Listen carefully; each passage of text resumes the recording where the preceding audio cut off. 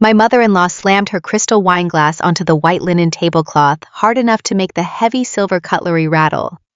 She pointed a perfectly manicured finger right at my face, looked directly at my husband, and told him that his wife brought nothing but absolute shame to their family. I sat there in that high-end Chicago steakhouse, feeling the eyes of the waiters and nearby patrons shift toward our table, and I forced myself to smile. I smiled because for the past 11 consecutive months, I had been secretly draining my personal savings to send her $3,000 every single month just to keep the bank from foreclosing on her suburban home. I was the only thing standing between her and total financial ruin. But when my husband finally pulled up the bank records, turned the glowing screen toward her, and asked why my name was on every single payment, her arrogant self-righteous facade shattered into a million pieces. If you want to know how the woman who called me a disgrace ended up begging me for mercy in front of her entire church congregation, keep listening. My name is Chloe. I am 30 years old and I work as an independent financial advisor. I spend my days analyzing portfolios, helping hardworking people build their security, planning for their retirements, and protecting their money from bad investments. But the absolute hardest lesson I ever learned about finance had nothing to do with the stock market interest rates or real estate trends. It had to do with the people who sit across from you at the family dinner table. The night everything finally boiled over, we were sitting in a private leather booth at one of the most exclusive steakhouses in downtown Chicago. It was the kind of restaurant where the waiters wear crisp white jackets, the lighting is dim and golden, and a simple dinner easily costs more than a car payment. It was supposed to be a celebratory evening for my husband David. He had just closed a massive quarter as a regional sales director, and we were supposed to be toasting to his hard work and his upcoming promotion. But in his family, nothing was ever really allowed to be about David. Everything always had to revolve around his mother, Brenda. Brenda was 62 years old and practically radiated an obsession with appearances. She treated her local church social circle like a royal court, constantly vying for the top position among the wealthy suburban wives. Beside her sat David's sister, Ashley. Ashley was 28, dressed in a designer silk cocktail dress, and lived her entire life chasing validation on social media. I sat quietly next to David, cutting my food, sipping my water, and trying to make it through the mandatory family gathering without any unnecessary drama. Then the waiter brought the check in a black leather folder. David naturally placed his corporate card down, without looking twice, absorbing the cost of the extravagant meal his mother had ordered. That was Brenda's cue to start her performance. She wiped her mouth delicately with her linen napkin, sighed with dramatic exhaustion, and looked directly across the table at me. "So Chloe, Brenda," began, her voice dripping with that fake sugary sweetness she always reserved for public ambushes. "Pastor Miller called me again this morning. They are finalizing the donor appreciation plaque for the new church bell tower by Friday afternoon." I felt my stomach tighten instantly. I knew exactly where this conversation was going. We had already discussed this in private 3 separate times over the past week, but Brenda never accepted no for an answer, and she especially loved cornering me when she had an audience. I told the pastor that you and David would be contributing the $10,000 platinum tier donation in my name. She continued, taking a slow sip of her Cabernet. "It is truly the least you could do, considering David grew up in that congregation and received so much spiritual guidance there." I put my fork down carefully. I kept my voice perfectly level, using the exact same tone I use when advising clients against making a disastrous financial decision. "Brenda, as I explained on Tuesday, David and I simply cannot liquidate $10,000 for a church donation right now. Our capital is tied up in other obligations, and it is not a prudent financial move for us this quarter." Brenda's eyes narrowed to cold slits. The fake sweetness vanished from her face completely. She slammed her wine glass down onto the table. The sharp, aggressive sound of the crystal hitting the solid wood echoed in our private booth, causing David to jump in his seat. "Your wife," Brenda spat, turning her intense, furious glare toward David, "brings nothing but shame to this family." David flinched, clearly caught off guard by the sudden escalation. "Mom, come on, let us not do this here in the restaurant." But Brenda was just getting started. "Do not defend her, David. You make excellent money. I know exactly what your commission checks look like. Yet your wife acts like a peasant. She embarrasses us in front of the entire congregation. Everyone else's children are stepping up to honor their parents with generous donations, and I have to sit in the front pew, knowing my son married a woman who guards her wallet like a miserable miser. Before David could gather the courage to say another word, Ashley leaned forward across the table, a cruel, satisfied smirk played on her lips. She swirled her expensive espresso martini and looked me up and down with obvious disgust. "Honestly, Chloe, it is pathetic," Ashley said, her voice loud enough for the next table to hear. "You call yourself a financial advisor, but all you really do is hoard money like a dragon. You are just a glorified penny pincher.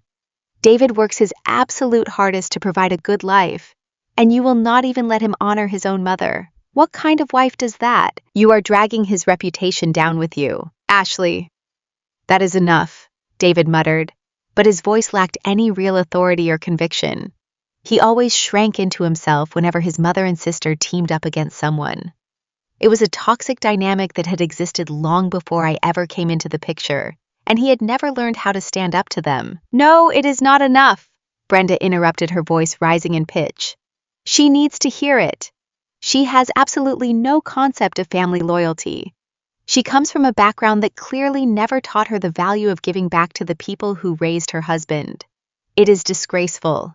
She is a disgrace." I sat there under the warm, expensive glow of the steakhouse chandelier, absorbing every single one of their vicious insults.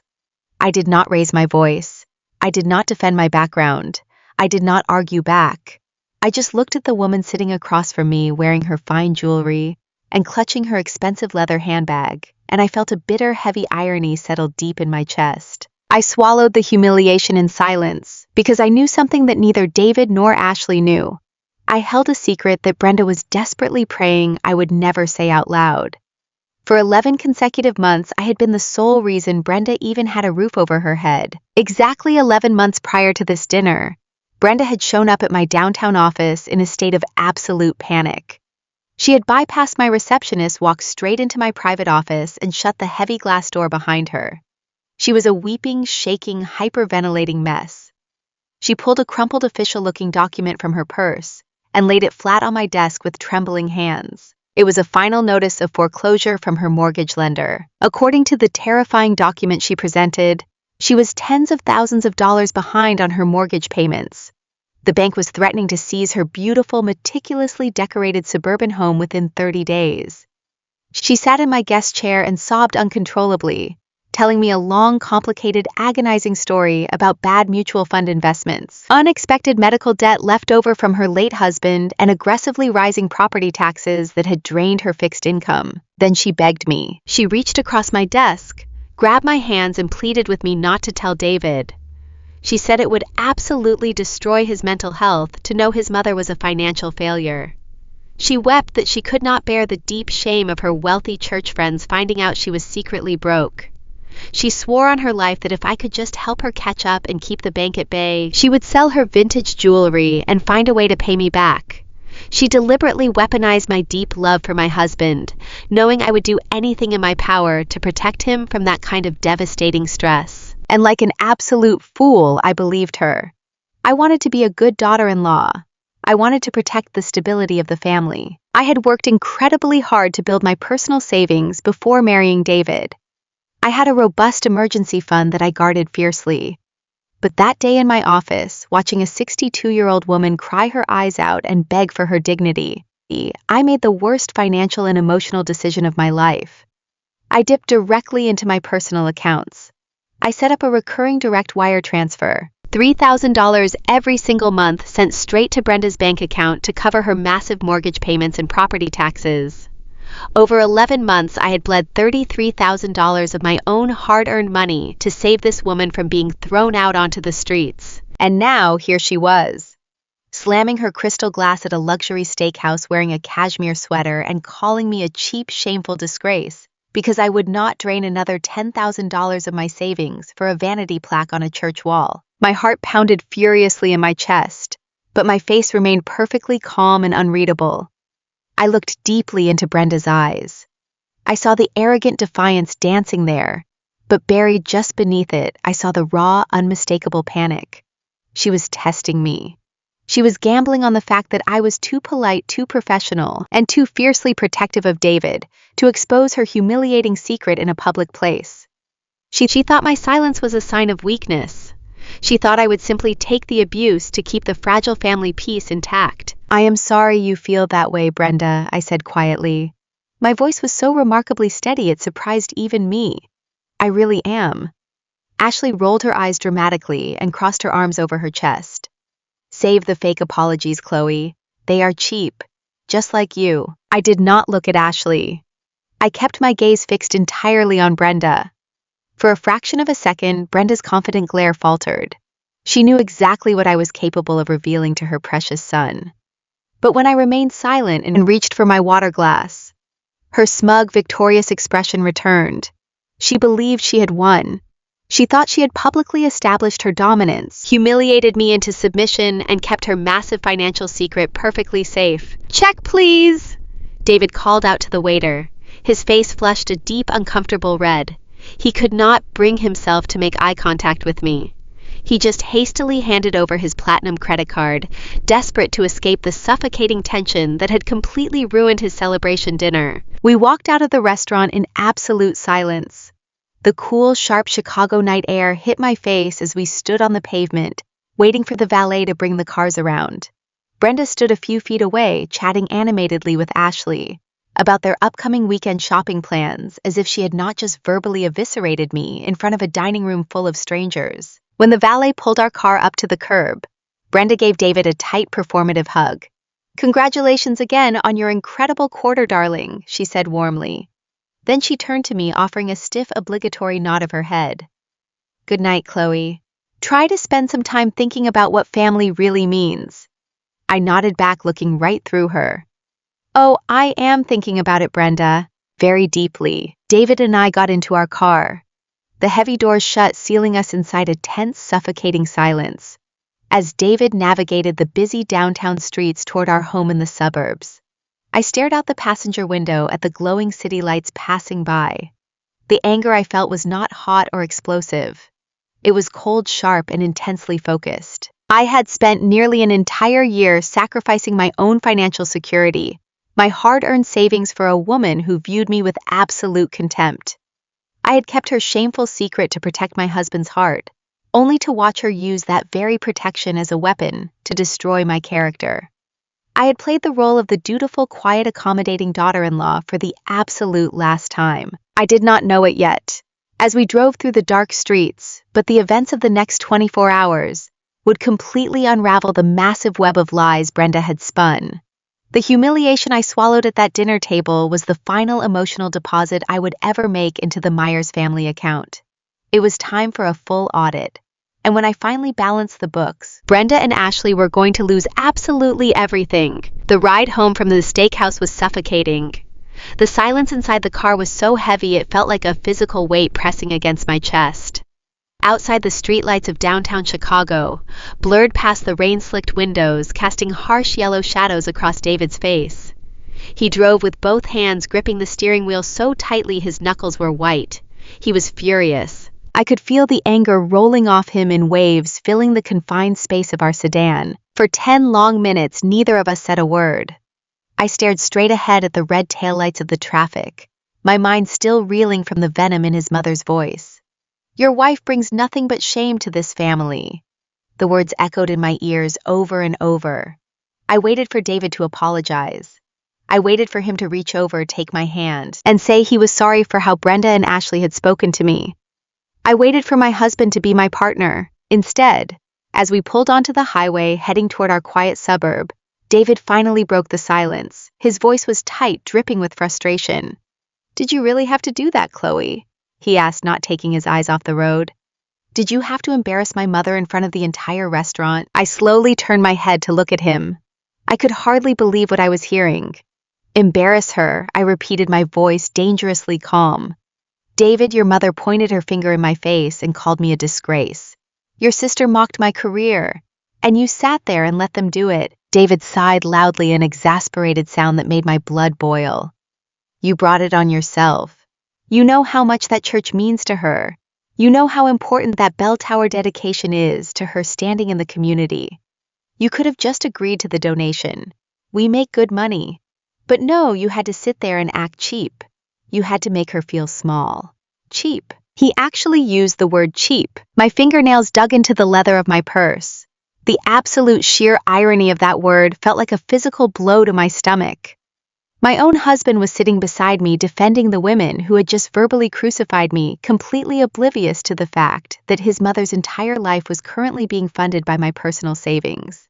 He was calling me cheap, not knowing that his mother's pristine suburban image was a house of cards that I was holding up with my bare hands. I closed my eyes, resting my head against the cold glass of the window, and let my mind drift back to exactly 11 months ago. It was a Tuesday morning. I was sitting in my downtown office reviewing a client portfolio when my receptionist buzzed me to say Brenda was in the lobby. Before I could even respond, my office door swung open. Brenda stumbled inside her face, red and blotchy, her mascara smeared beneath her eyes. She looked nothing like the polished, arrogant woman from the steakhouse. She was a frantic, terrified mess. She had locked the door behind her, collapsed into the leather guest chair across from my desk, and burst into violent, heaving sobs. It took me 10 minutes just to calm her down enough to speak. When she finally caught her breath, she reached into her expensive designer handbag with trembling fingers and pulled out a crumpled, terrifying piece of paper. She slid it across my mahogany desk. It was a notice of intent to foreclose. The document was printed on official bank letterhead. It stated in cold, clinical language that Brenda was tens of thousands of dollars in arrears on her mortgage. It threatened that if the balance was not immediately satisfied, the bank would begin proceedings to seize the 4-bedroom house she had lived in for 30 years, the house where David grew up. I had stared at the numbers in shock. Brenda, how did this happen? I had asked her, my professional instincts immediately kicking in. She wept loudly, burying her face in her hands. She spun a tragic, complicated story about being swindled by a bad investment broker. She talked about hidden medical debts from David's late father that had suddenly come due. She claimed the property taxes in her neighborhood had skyrocketed, completely wiping out her fixed income. She sounded so incredibly desperate. She sounded like a proud woman who had simply fallen on hard times and was terrified of losing the only piece of her husband she had left. Then she did the one thing she knew would break my professional boundaries. She weaponized my husband. Chloe, you cannot tell David about this, she had begged, grabbing my hands across the desk. Her grip was surprisingly strong. You know how much pressure he is under at work right now. You know how much he worries about me since his father died. If he finds out I am losing the family home, the stress will absolutely destroy him. It will break his heart. Please, I am begging you, woman to woman, do not let my son see me as a total failure. I was an independent financial advisor. I dealt with numbers, logic, and risk assessment every single day. I knew the cardinal rule of personal finance was never to mix your own emergency funds with family debt. But sitting there looking at a weeping widow who was pleading for her dignity, I let my heart override my head. I loved David more than anything in the world, and the thought of him losing his childhood home broke my heart. Before I met David, I had spent my entire 20s working brutal hours. I skipped vacations, drove a beat-up sedan, and lived in a tiny studio apartment, so I could build a massive ironclad emergency savings fund.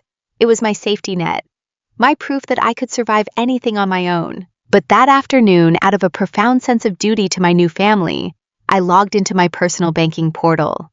While Brenda sat in my office wiping away her tears, I authorized a wire transfer of $33,000 directly to her bank account to catch up on the supposed past due balance. I essentially handed over the bulk of my life savings to a woman who promised she would eventually sell her vintage jewelry to pay me back. Furthermore, because she claimed her monthly income was no longer enough to cover the mortgage, I agreed to set up an automatic transfer of $3,000 every single month.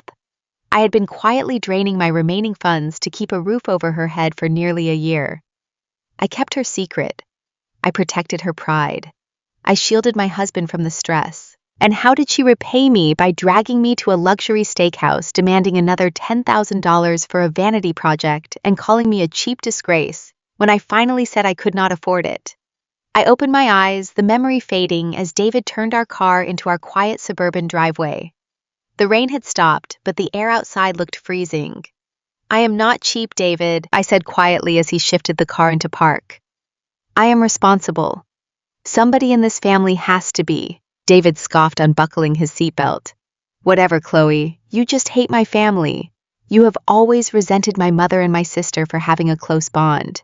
You just cannot stand to see them happy. He did not wait for a response. He got out of the car, slammed the door shut, and walked into the house, leaving me sitting alone in the dark garage. I felt a cold knot of dread forming in my stomach. The man I loved, the man I was secretly sacrificing my financial future to protect, was totally brainwashed by the women who were using us. We slept in the same bed that night, but we might as well have been on different planets. He turned his back to me, wrapping the blanket tightly around his shoulders, projecting his childish anger into the silent room.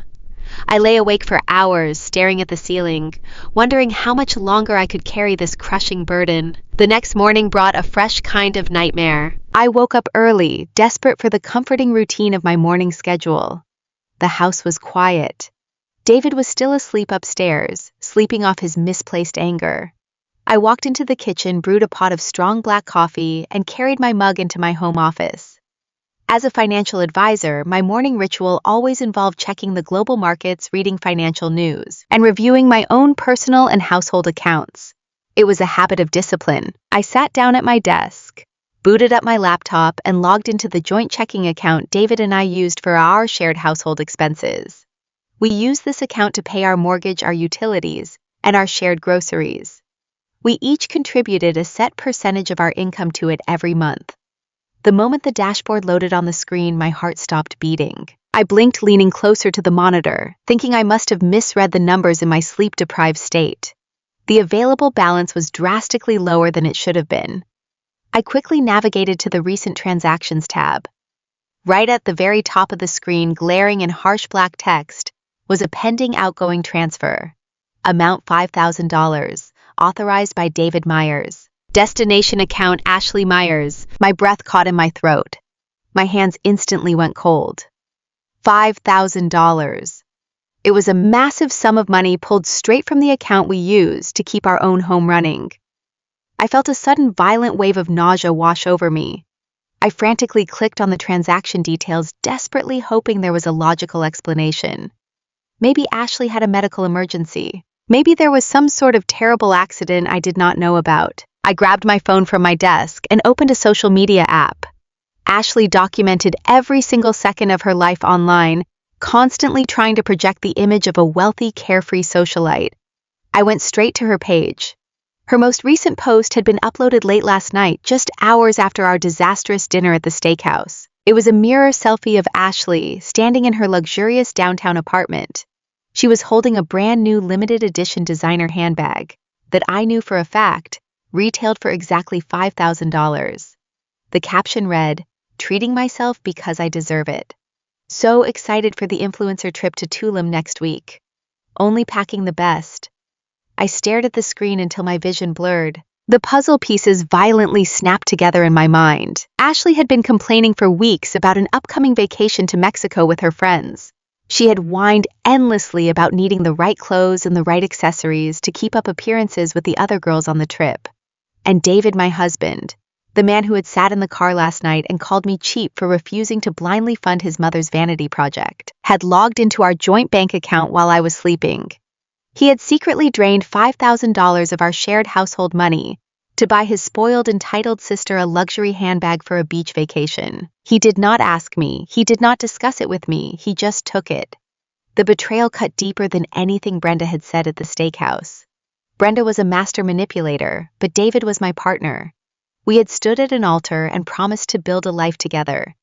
Yet here he was, stealing from our own home to fund his sister's ridiculous superficial lifestyle. He had absolutely no respect for my hard work, no respect for our shared goals, and no respect for me as his wife. I sat back in my desk chair, the hot coffee completely forgotten. I looked from the pending bank transfer on my laptop screen to the photo of the designer handbag on my phone. The sheer audacity of it all was suffocating. I was secretly draining my own life savings, sacrificing my financial security, transferring $3,000 every month just to keep his mother from living on the streets. And in return, my husband was stealing from our household to buy his sister designer purses. They were bleeding me from both sides. They were a family of parasites completely convinced that they were entitled to the fruits of my labor.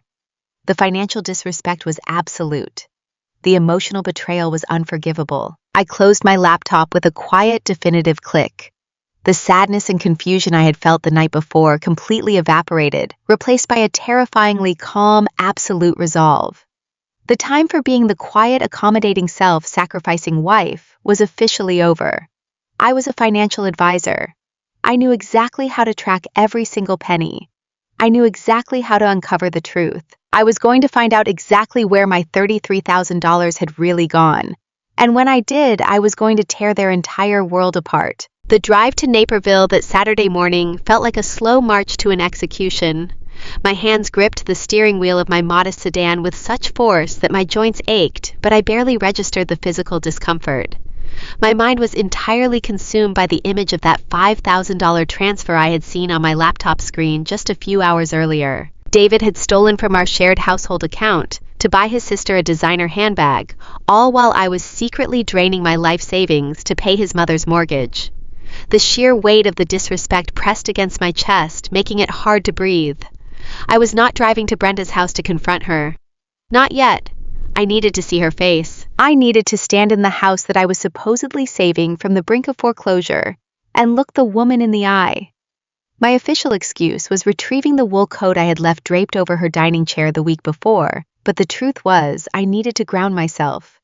I needed to remind myself exactly who I was dealing with before I decided how to tear their world apart. The affluent suburban neighborhood looked exactly as it always did. Picture perfect and entirely artificial. Manicured lawns, perfectly trimmed hedges, and expansive driveways, housing expensive luxury vehicles.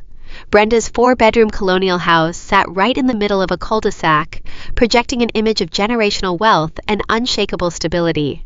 I parked my car on the street, taking a deep breath of the crisp morning air to steady my racing heart.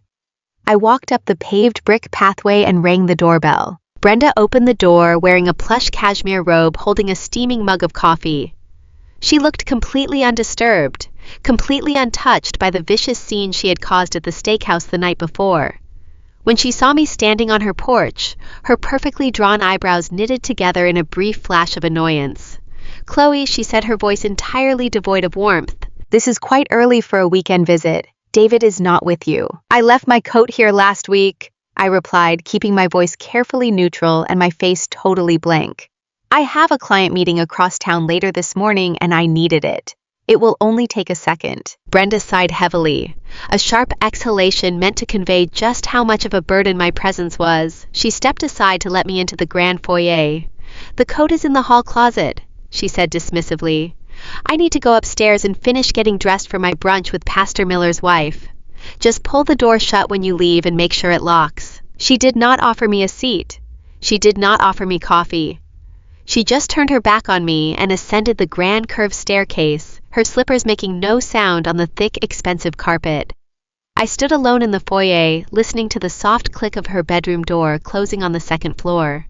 The house was completely silent. I walked past the hall closet, leaving my coat hanging there for the moment. My feet carried me instinctively down the hallway toward the back of the house, toward the room that Brenda treated as her personal sanctuary, her home office.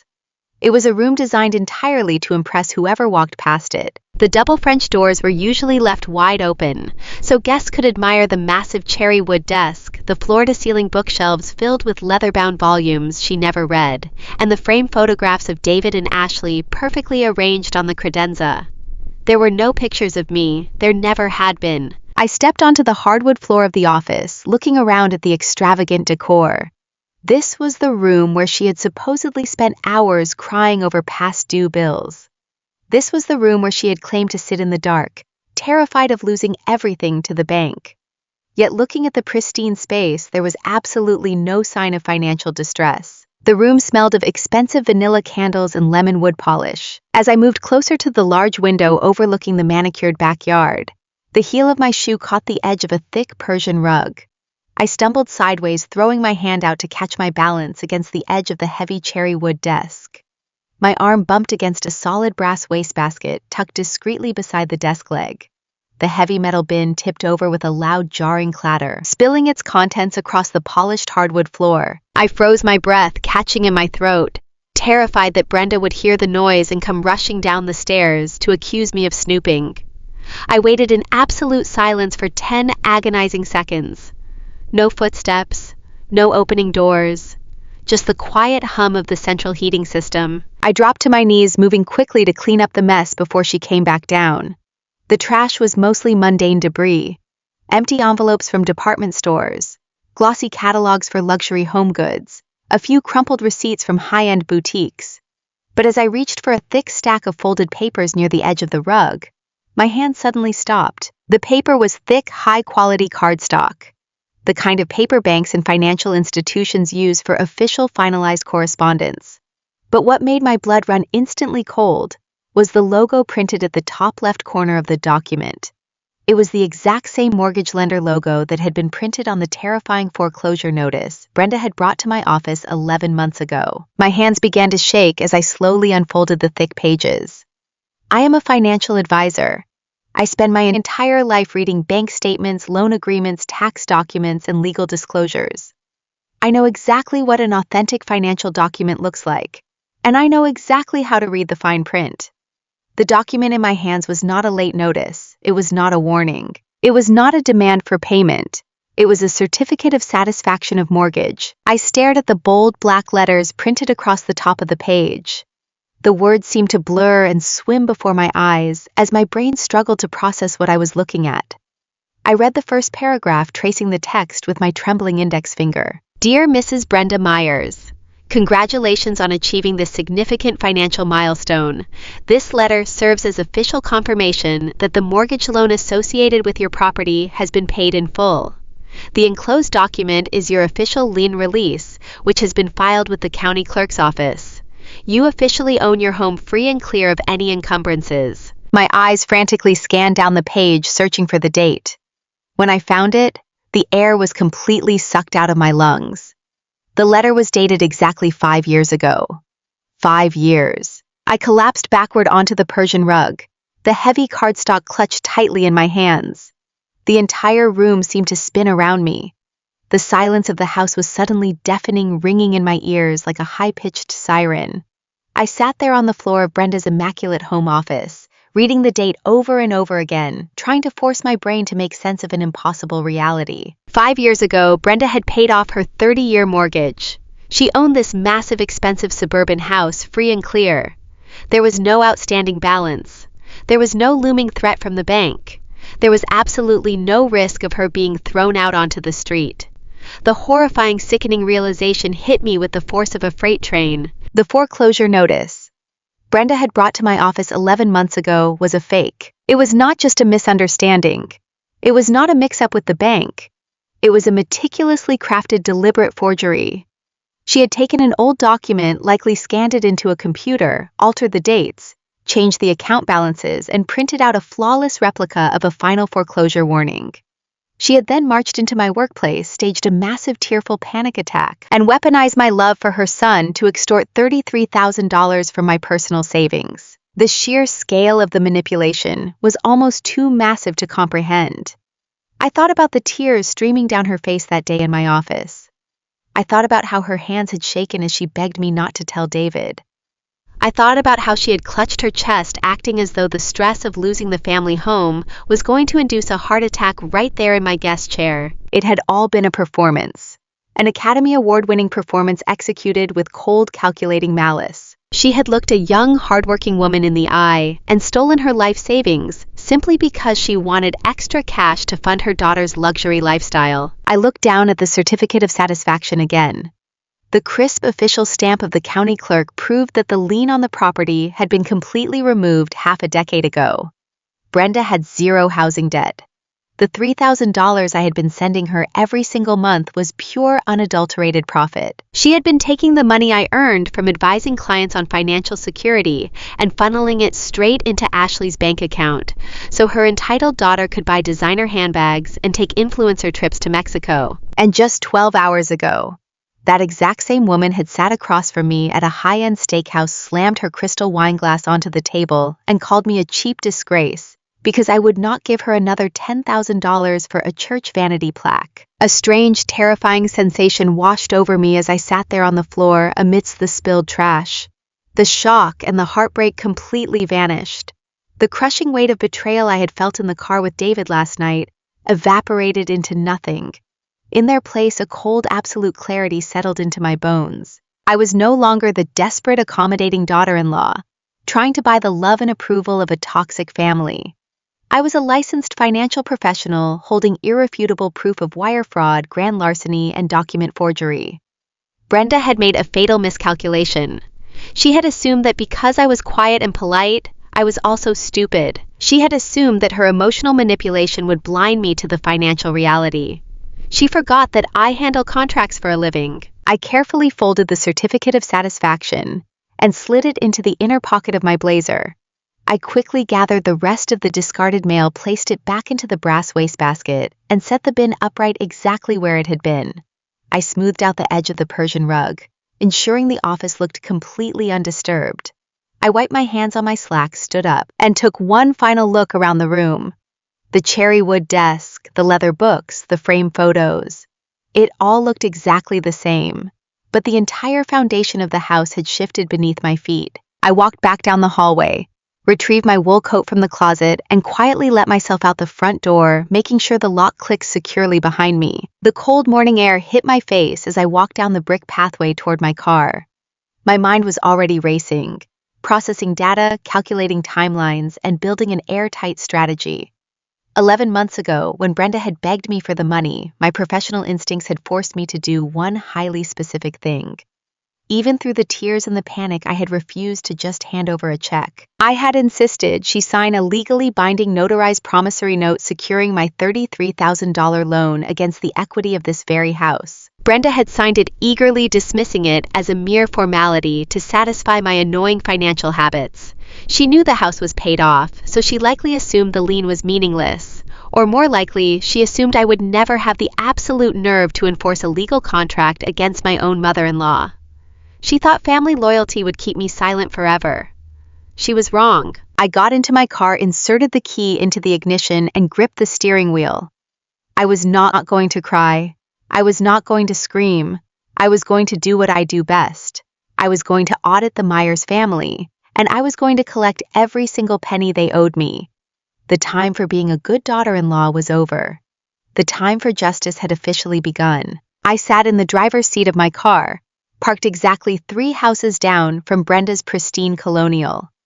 My hands were shaking so violently that I could barely type my security password into my laptop. The thick cardstock of the authentic bank letter, the certificate of satisfaction of mortgage, sat on the passenger seat right next to me like a loaded weapon. I needed to take a deep breath, but the air inside the car felt incredibly thin and suffocating.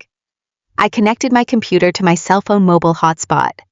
I am a licensed and certified independent financial advisor. I spend 40 hours a week tracking hidden assets, analyzing complex portfolios, and uncovering hidden liabilities for high net worth clients. Brenda thought she could outsmart me with a forged piece of paper and some fake tears. She forgot that I have access to public financial records and the professional skills to read them like an open book. First, I navigated directly to the county property tax assessor website. I typed in Brenda's address with trembling fingers. The property tax and deed records loaded instantly on my screen. I read through the lines of data, searching for the truth. The property taxes were completely up to date. They were paid in full on time every single year without fail. There were absolutely no tax liens against the property. There were no default notices filed by any bank. The deed was totally clear. Brenda owned the massive suburban house outright. She had 0 housing debt. Next, I logged into my own personal banking portal. I pulled up my wire transfer history for the past 11 months. I vividly remembered the exact day Brenda had sat weeping in my office. She had handed me a slip of paper with a routing number and an account number written in her elegant cursive handwriting. She had sworn to me through heavy, pathetic tears that it was the direct deposit information for her mortgage lender, special foreclosure prevention escrow account. Because I loved my husband deeply and wanted to save his mother from public humiliation, I had set up the recurring wire transfer without conducting a second-level background check. I had trusted her completely because she was family. Now looking at the numbers on my screen, with icy clarity, I highlighted the routing number. I opened a new tab and ran a standard institutional routing check, using the secure financial databases I access for my clients.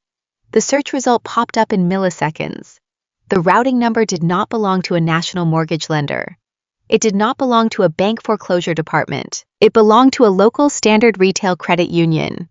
It was the exact same credit union where Ashley had opened her checking account when she turned 18. My heart hammered furiously against my ribs as I dug even deeper. I pulled up the institutional's clearing details of the wire transfers to verify the receiving account name. There, buried in the digital footprint of the monthly transaction, was the final confirmation. The receiving account name was not a bank holding company. The account name was Ashley Myers. I stared at the screen while the harsh blue light reflected off my face. The math was brutally simple and utterly devastating. $3,000 a month for 11 months. $33,000 in total. The money was never going to a mortgage lender. It was never saving Brenda from being thrown out onto the streets. Every single penny of my hard-earned savings had been funneled directly into Ashley's personal checking account. Suddenly, every single one of Ashley's social media posts over the last year flashed through my mind. I had been personally financing her luxury downtown high-rise apartment. I had been paying for her designer handbags, her expensive rooftop brunches, and her lavish influencer trips to tropical resorts. I pictured the $5,000 unauthorized withdrawal my husband had made just last night to buy her a purse for a beach vacation. They had looked at my years of intense hard work, my strict financial discipline, and my deep love for David, and they had turned me into their personal automated teller machine. The sheer audacity of the theft made the air in the car feel toxic. I felt a wave of intense dizziness wash over me. I needed fresh air. I needed to stand up. I left my laptop open on the passenger seat, opened the car door, and stepped out onto the quiet suburban street. The crisp morning breeze did nothing to cool the intense fire burning in my chest. I started walking almost instinctively back toward Brenda's house. I did not want to knock on the front door. I was not ready to look at her face again. I just needed to ground myself. I needed a moment to process the massive scale of this betrayal before I drove home to face my husband. I walked silently down the manicured sidewalk and slipped through the wooden side gate of Brenda's property. I stepped onto the expansive stone patio in the backyard. The yard was perfectly landscaped with expensive exotic flowers, a custom stone fire pit, and a brand new outdoor dining set. All of it was paid for by the money she clearly did not need to spend on housing. I stood near the edge of the patio, pressing my back against the cool brick wall of the house, trying to steady my racing breathing. My mind was spinning with 1,000 different ways to confront them. I wondered how I would tell David that his mother was a criminal and his sister was a parasite. That was when I heard the voices. The large sliding glass window above the kitchen sink was cracked open just enough to let in the morning breeze. Brenda and Ashley were inside the kitchen. The clinking of porcelain coffee mugs and the sound of casual, arrogant laughter drifted perfectly out onto the patio. I froze completely, holding my breath and pressing myself tighter against the brick wall. I dared not make a single sound. I absolutely cannot believe she actually showed up here this morning, just to get her cheap coat, Ashley was saying. Her voice was thick with annoyance and privilege. Did you see her stupid face last night at the restaurant? She looked like a kicked dog when you told her she brought shame to the family. I thought I was going to laugh out loud right there at the table. Brenda chuckled softly. It was a cold, cruel sound that made my stomach turn completely over. She needed to be reminded of her place, Ashley. She is getting entirely too comfortable saying no to us. A $10,000 donation is nothing to her, and yet she embarrassed your brother in front of the entire restaurant. She is a stingy, miserable woman who does not understand how things work in our circles. Then why do you even pretend to tolerate her? Ashley whined loudly. She is so incredibly boring, Mom. She works all the time, she never buys anything nice, and she constantly judges me for enjoying my youth. I am totally sick of pretending to be nice to her at family dinners. I hate having to smile at her. I stood outside the window with my hands balled into tight fists. My nails dug so deeply into my palms that they threatened to break the skin. I waited for Brenda to mention the $3,000 a month. I waited for her to tell Ashley to keep her voice down because I was secretly paying her rent. Instead, Brenda delivered a sentence that completely shattered whatever tiny lingering fraction of mercy I had left in my soul. "You only have to tolerate her for a little while longer," Brenda said smoothly. Her tone was perfectly conversational, like she was discussing the weather or planning a grocery list. "Just keep bleeding her dry for now. That $3,000 a month is keeping you in your luxury apartment, and it is keeping my own savings completely untouched. It is free money, Ashley. Do not ruin a good thing by acting impatient. Let her keep paying the bills." I heard the sound of fresh coffee being poured from a glass pot. The ceramic clink of the mug being set down on the granite counter was loud and clear. Then Brenda continued her horrifying speech. "Once David gets his vice president promotion in December, everything changes. His new salary and corporate bonuses will be more than enough to support all of us comfortably. The very moment the promotion is official, I am going to sit David down and convince him to file for divorce. I will cry and tell him she is financially controlling and emotionally abusive to his family. You know he always listens to me. I have controlled that boy since he was born. With his new income, he can support us directly. We will not need that stingy outsider anymore. She has served her purpose." Ashley giggled, a sharp, delighted sound that echoed across the stone patio. "Oh my God, I cannot wait." I called dibs on helping him redecorate her stupid home office once he finally kicks her out. "We can turn it into a guest room for when I visit." I stopped breathing. The world around me seemed to go completely silent, save for the furious thumping of my own pulse in my ears.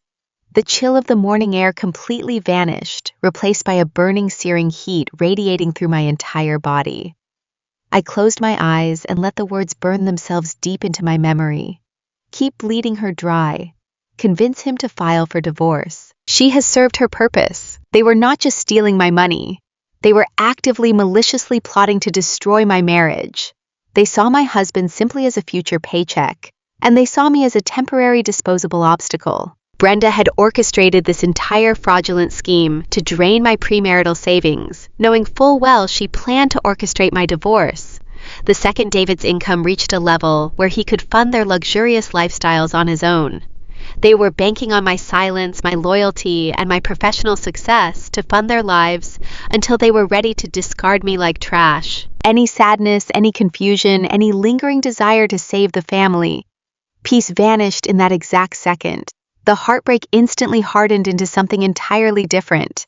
It turned into a cold, calculated, absolute fury. I was no longer a confused victim standing in the shadows trying to buy the love of a family that hated me. I was a financial expert who held the physical, legal proof of their grand larceny. I held the keys to their complete financial destruction. I turned away from the kitchen window. I did not make a single sound. I walked back across the stone patio through the side gate and down the street to my car. I got into the driver's seat, picked up my laptop, and closed it with a firm, decisive snap. I started the engine and put the car into drive. I was going home. It was time to show my husband exactly who his mother and sister really were. And if he decided to stand by them, after seeing the undeniable truth, I would gladly burn his world to the ground right alongside theirs. The drive back to our suburban home felt entirely different than the drive the night before. I was no longer the devastated, confused wife shrinking into the passenger seat. I was a financial professional who had just uncovered a massive orchestrated fraud. When I pulled into our driveway, the house was quiet.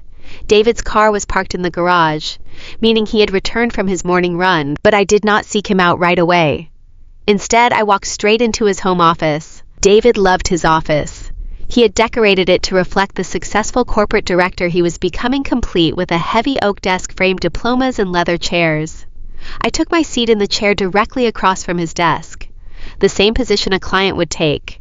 I reached into my leather tote bag and carefully extracted the documents I had gathered. I placed the forged foreclosure notice on the left side of the polished wood surface. I placed the authentic county tax records and the property deed information I had printed out on the right side. Finally, I took my smartphone, unlocked the screen, and placed it dead center between the two stacks of paper. I had the audio file queued up and ready. I sat there in the absolute quiet of the house waiting. I did not shed a single tear. I did not feel the urge to scream or throw things. The profound betrayal I had just witnessed had completely burned away any capacity for typical grief. I was functioning on pure cold logic. I was preparing to dismantle my husband's entire understanding of his family, and I needed to do it with surgical precision. 20 minutes later, I heard David's footsteps coming down the hallway. The door creaked open and he walked in, toweling sweat from his neck. When he saw me sitting perfectly still behind his desk, he stopped in his tracks. His shoulders immediately tensed. The residual anger from the steakhouse last night was still written all over his face. He sighed a loud, exaggerated sound meant to show me just how exhausted he was by my presence. "Chloe, what are you doing in here?" he asked, tossing his towel onto a side chair. "If you are here to start another fight about my mother, I really do not have the energy for it today. We are supposed to be enjoying my promotion weekend and you ruined the dinner. We need to figure out how you are going to apologize to her so we can just move past this." I did not raise my voice. I looked at him with a steady, unblinking gaze. "David," I said calmly, "please sit down." He frowned, clearly thrown off by my professional, emotionless tone. He walked around the desk and dropped into his heavy leather chair, crossing his arms defensively over his chest. "Fine. What is this about? And what are all these papers?" "Before we get to the papers, I want to talk about our joint checking account," I began. "I logged into the household portal this morning. There is a pending transfer of $5,000 to your sister. I want you to explain to me why you took $5,000 of our shared money to buy Ashley a designer handbag for a beach vacation." A flash of genuine panic crossed David's eyes, but he quickly covered it with loud indignation. He leaned forward, his face flushing dark red. "I knew you were going to freak out about that," he snapped. "That is exactly why I did not tell you. You are completely obsessed with hoarding money, Chloe. Ashley needed a favor. She is my little sister, and she has been incredibly stressed lately. It is a loan. She promised she would pay it back when she gets her end-of-year bonus. I make more than enough money to help my own sister out, and you have absolutely no right to monitor every single dollar I spend. It is my money too." I let him finish. I let the silence stretch out in the room until his heavy breathing slowed down. "A loan," I repeated softly. "Ashley is going to pay you back." "Yes," David said, though his voice lacked conviction. He knew as well as I did that Ashley had never paid back a single dollar she had ever borrowed from anyone. I nodded slowly. I reached out and tapped the piece of paper on the left side of his desk.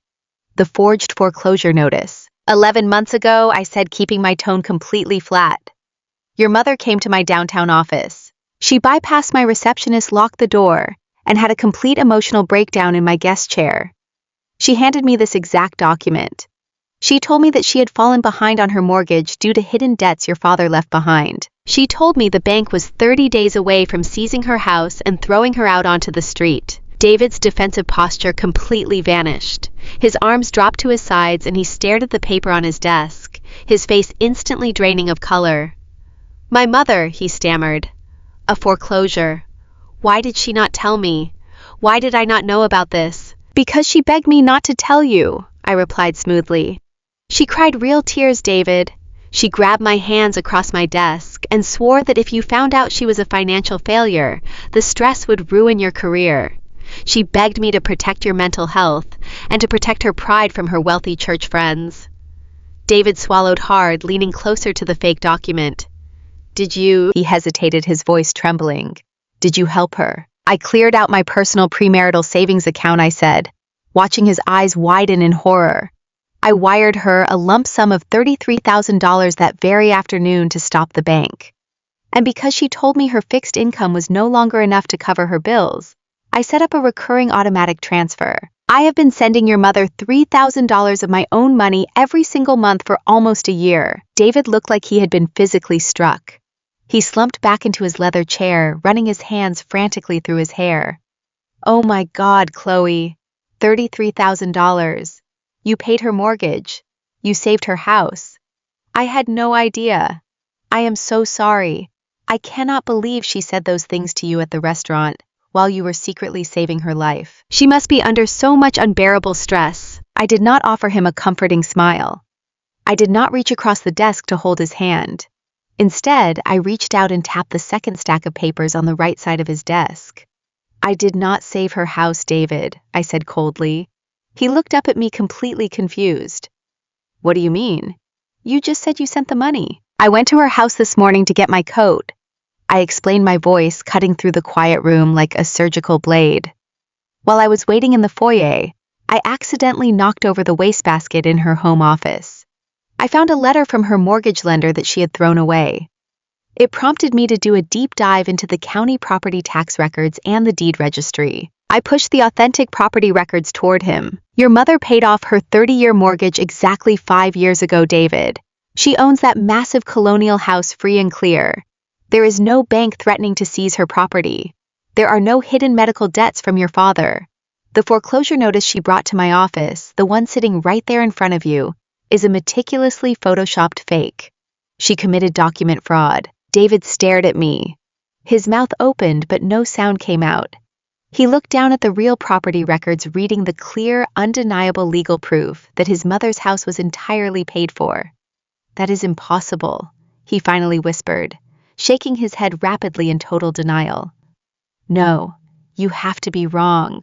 My mother is a lot of things, Chloe, but she is not a criminal. She would not forge a bank document. Why would she do that? Why would she extort money from you if she does not have a mortgage? Because she was not keeping the money, I answered. I traced the routing number she gave me for the wire transfers. It did not belong to a mortgage lender's escrow account. It belonged to a local retail credit union. Specifically, it belonged to an account registered in the name of Ashley Myers. The air in the office went completely dead. David stopped shaking his head. He sat perfectly still, processing the magnitude of what I had just told him. Your mother faked a foreclosure and weaponized your mental health so she could drain my life savings, I said, leaning forward to ensure every single word landed with maximum impact. I have been personally financing your sister's luxury downtown apartment and her ridiculous influencer lifestyle. So when you logged into our shared bank account last night and stole $5,000 to buy Ashley a designer handbag, you were paying her twice. David's face twisted into a mask of pure anguish. He grabbed the edges of his desk, breathing heavily. No, he said, his voice cracking. No, I do not believe it. There has to be a mistake, a bank error, a misunderstanding. My mother loves us. She would never use me to rob you. She would never do that to our marriage. You are misunderstanding the situation, Chloe. I knew he would say that. I knew that after 32 years of being manipulated and emotionally abused by Brenda, his brain would automatically try to protect the illusion of his perfect loving mother. He was desperate to find any excuse to maintain the status quo. I did not argue with him. I simply reached out and picked up my smartphone from the center of the desk. I am not misunderstanding anything, David, I said quietly. After I found the property records this morning, I stepped out onto her back patio to get some fresh air. The kitchen window was open. Brenda and Ashley were having coffee. I pressed record on my phone. I want you to listen very carefully to what your mother and your sister think about our marriage. I pressed play and pushed the phone toward him. The audio was crisp and clear. The sound of porcelain mugs clinking against granite countertops filled David's home office. Then Ashley's complaining, entitled voice rang out from the small speaker. I absolutely cannot believe she actually showed up here this morning just to get her cheap coat. Did you see her stupid face last night at the restaurant? She looked like a kicked dog when you told her she brought shame to the family. I thought I was going to laugh out loud right there at the table. David flinched violently at the sound of his sister's cruel laughter. He stared at the phone as if it were a venomous snake. Then Brenda's smooth, arrogant voice filled the room. She needed to be reminded of her place, Ashley. She is getting entirely too comfortable saying no to us. A $10,000 donation is nothing to her, and yet she embarrassed your brother in front of the entire restaurant. She is a stingy, miserable woman who does not understand how things work in our circles. I watched David's chest heave as he listened to his mother speak about me with such casual, unfiltered hatred. But the worst was yet to come. I sat perfectly still as the recording continued. Then why do you even pretend to tolerate her? Ashley whined on the recording. She is so incredibly boring. I hate having to smile at her. You only have to tolerate her for a little while longer, Brenda replied smoothly. Just keep bleeding her dry for now. That $3,000 a month is keeping you in your luxury apartment, and it is keeping my own savings completely untouched. It is free money, Ashley. Do not ruin a good thing by acting impatient. Let her keep paying the bills. David let out a choked, ragged gasp. He covered his mouth with his hand, his eyes wide with absolute horror. Once David gets his vice president promotion in December, everything changes. Brenda's recorded voice continued, completely sealing her own fate. His new salary and corporate bonuses will be more than enough to support all of us comfortably. The very moment that promotion is official, I am going to sit David down and convince him to file for divorce. I will cry and tell him she is financially controlling and emotionally abusive to his family. You know, he always listens to me. With his new income, he can support us directly. We will not need that stingy outsider anymore. She has served her purpose. Ashley's sharp, delighted giggle echoed one last time before I reached out and pressed stop on the screen. The heavy, suffocating silence returned to the office. David was completely broken. The lifelong illusion he had held about his loving, supportive mother and his innocent, needy sister had just been violently shattered into pieces. He could no longer hide behind excuses. He could no longer pretend that my boundaries were the problem. The audio recording had stripped away every single lie Brenda had ever told him. He finally saw them for exactly what they were: parasites. He dropped his head into his hands and began to weep. It was not a quiet, dignified cry. It was the loud, devastating sob of a man who realized his entire reality was a lie. He cried for the betrayal. He cried for the $33,000 I had sacrificed in secret to protect him. He cried because the mother he had defended just 12 hours ago had meticulously planned to destroy his marriage the second he was wealthy enough to fund her greed. I sat across from him and watched him fall apart. I did not feel a sense of triumphant victory. I simply felt a profound, heavy sadness for the man sitting in front of me. He had been a victim of their manipulation his entire life, conditioned to always put their demands above his own happiness.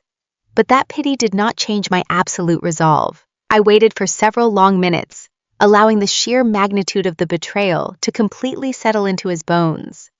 When his sobs finally began to subside into shuddering breaths, he looked up at me. His eyes were red and swollen, his face wet with tears. "Chloe," he whispered, his voice completely broken. "I am so sorry. I am so incredibly sorry. I did not know. I swear to God, I did not know they were doing this to you.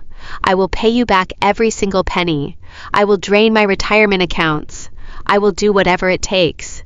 Please, you have to believe me." "I know you did not know, David," I replied softly. "If I thought you were part of this scheme, I would have packed my bags and left this morning without saying a word. I am showing you this because you needed to see the absolute truth. You needed to understand exactly what your mother thinks of you. You are not her son. You are her retirement plan. And I was just the bridge to get her there." David wiped his face roughly with the palms of his hands. A new emotion was beginning to replace the crushing grief in his eyes. It was anger. A deep, righteous, furious anger that he had never once been allowed to feel toward his mother. "What do we do?" he asked, his voice hardening into something entirely new. "I will call the police. I will have her arrested for fraud. I will burn her entire life down for what she did to you." I reached across the desk and gathered the forged foreclosure notice and the authentic property records, tapping them neatly into a perfect stack. "We are not going to the police," I said, my voice completely devoid of emotion. "If we go to the police, she gets a lawyer. She drags it out in the courts for years. She plays the victim cries to a judge about being a confused elderly widow, and she probably gets a slap on the wrist. She gets to control the narrative. I am not going to allow her to be a victim." David looked at me, his brow furrowed in confusion. "Then how do we punish her?" I slipped the documents back into my leather tote bag and looked my husband directly in the eye. "I am a financial advisor, David. I do not do things the sloppy way. I do things by the book. 11 months ago, when your mother was crying in my office, I made her sign a legally binding notarized promissory note securing my loan against her house. She committed wire fraud, which means the contract is in immediate, undeniable default. We are going to her precious church fundraising gala next weekend, and we are going to collect our debt in front of every single person she desperately wants to impress." David looked at me like I had just spoken a foreign language. He asked how we could possibly collect a debt from a woman who had spent the last 11 months lying to our faces. He reminded me that wire transfers between family members were notoriously difficult to recover in civil court. He thought I had simply handed over the cash based on a verbal agreement and a pathetic sob story. He assumed that because we were dealing with his mother, there was no actual legal recourse for what she had done to us. I reached into the bottom drawer of his heavy oak desk and pulled out a thick manila folder. I had retrieved it from my secure home safe while he was out running. I set the folder down on the smooth wood surface right next to the fake foreclosure notice. I opened the cover and turned it around so David could clearly see the documents inside. "I am a professional financial advisor, David," I told him, keeping my voice perfectly steady and cold. "I manage millions of dollars in assets for clients who trust me to protect their futures and shield them from risk. Do you honestly think I would wire $33,000 of my hard-earned savings to anyone without a single piece of legal protection?" David leaned forward and stared at the paper on top of the stack. It was a standard legal-sized document covered in dense paragraphs of strict financial legalese. At the very bottom of the last page in bold blue ink was his mother's distinct looping signature. Right next to her signature was the crisp raised seal of a licensed notary public. "What is this?" he asked, his voice dropping to a harsh whisper. "It is a legally binding promissory note," I explained, watching his eyes scan the text. 11 months ago, when your mother was sitting in my office, crying her eyes out and begging for money, I told her I would gladly help. But I also told her that any cash transfer over the annual federal gift tax exclusion limit would trigger massive tax liabilities and intense IRS scrutiny for both of us. I told her that the only way to avoid the IRS flagging the transaction and heavily taxing my savings was to structure the $33,000 as a formal secured commercial loan. I watched David process the information. I remembered the exact moment Brenda signed that document. She had been so incredibly desperate to get her hands on my money to fund Ashley's lifestyle that she had completely ignored my professional warnings. I had handed her a pen and specifically asked if she wanted to take time to read the terms and conditions. I had even offered to let her take the document to her own lawyer for independent review before signing anything. Brenda had waved her hand dismissively while wiping away a fake tear. She had smiled at me with that sickening fake warmth and said we did not need to worry about fine print because we were family. She firmly assumed that the contract was just a meaningless piece of paper to satisfy the taxman. She possessed an absolute arrogant conviction that my loyalty to you would prevent me from ever enforcing a legal document against my own mother-in-law. She truly thought she was untouchable. She signed it without reading a single word, I told David. If she had bothered to read the second page, she would have seen the collateral security clause. That loan is fully secured by a formal lien against her property. David gasped, his head snapping up to look at me. "A lien? You put a lien on her house?" I nodded slowly, feeling a deep sense of professional satisfaction. "Yes, I did. I filed the paperwork with the county clerk the very next morning. It is a fully registered, legally binding claim against her property deed. She legally cannot sell, refinance, or transfer the title to that massive colonial house without paying me back every single penny first. And because she already paid off her original mortgage 5 years ago, my lien is in the primary position. I am her one and only creditor." David sat back in his leather chair, running his hands over his face. He was visibly processing the sheer magnitude of the trap his mother had blindly walked right into. "But Chloe," he said, his voice shaking slightly, "she is making the monthly payments using the money you send her. Legally, as long as the loan terms are met, you cannot just call in the debt today. She has years to pay it off." "That is where you are wrong," I replied. I reached out and tapped the forged foreclosure notice sitting on the desk. I explained to my husband exactly how the law views what his mother did. I told him that the promissory note contained a very specific standard default clause designed to protect the lender. If the borrower uses fraudulent means, deliberate misrepresentation, or forged documents to obtain the loan, the entire balance becomes immediately due in full. There is absolutely no grace period. There is no renegotiation of terms, and there is no repayment plan. It is an automatic, instantaneous default. "Your mother committed federal wire fraud," David Roy said, letting the heavy gravity of the words sink in. "She forged a bank document.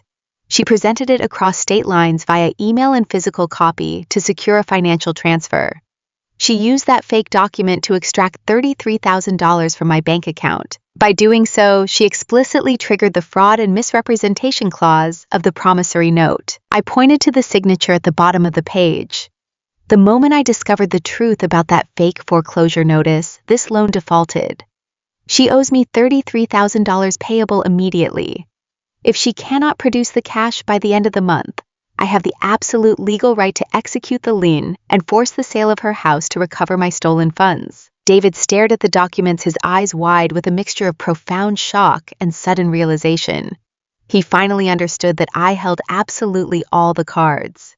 His mother had spent 11 months laughing behind my back, thinking I was a gullible fool paying for her daughter's luxury apartment. She had absolutely no idea that by signing that paper, she had essentially signed away the rights to her precious unencumbered estate. "So we sue her?"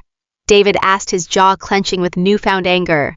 "We take her to civil court and we take the house." I shook my head firmly. "No," I said. "If we file a civil suit, she will immediately hire a defense attorney. She will play the victim card.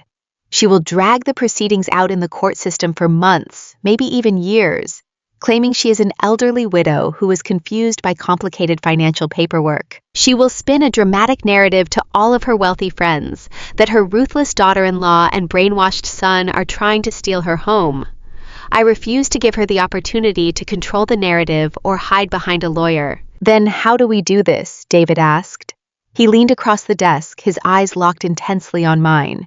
He was no longer the manipulated son defending his toxic family.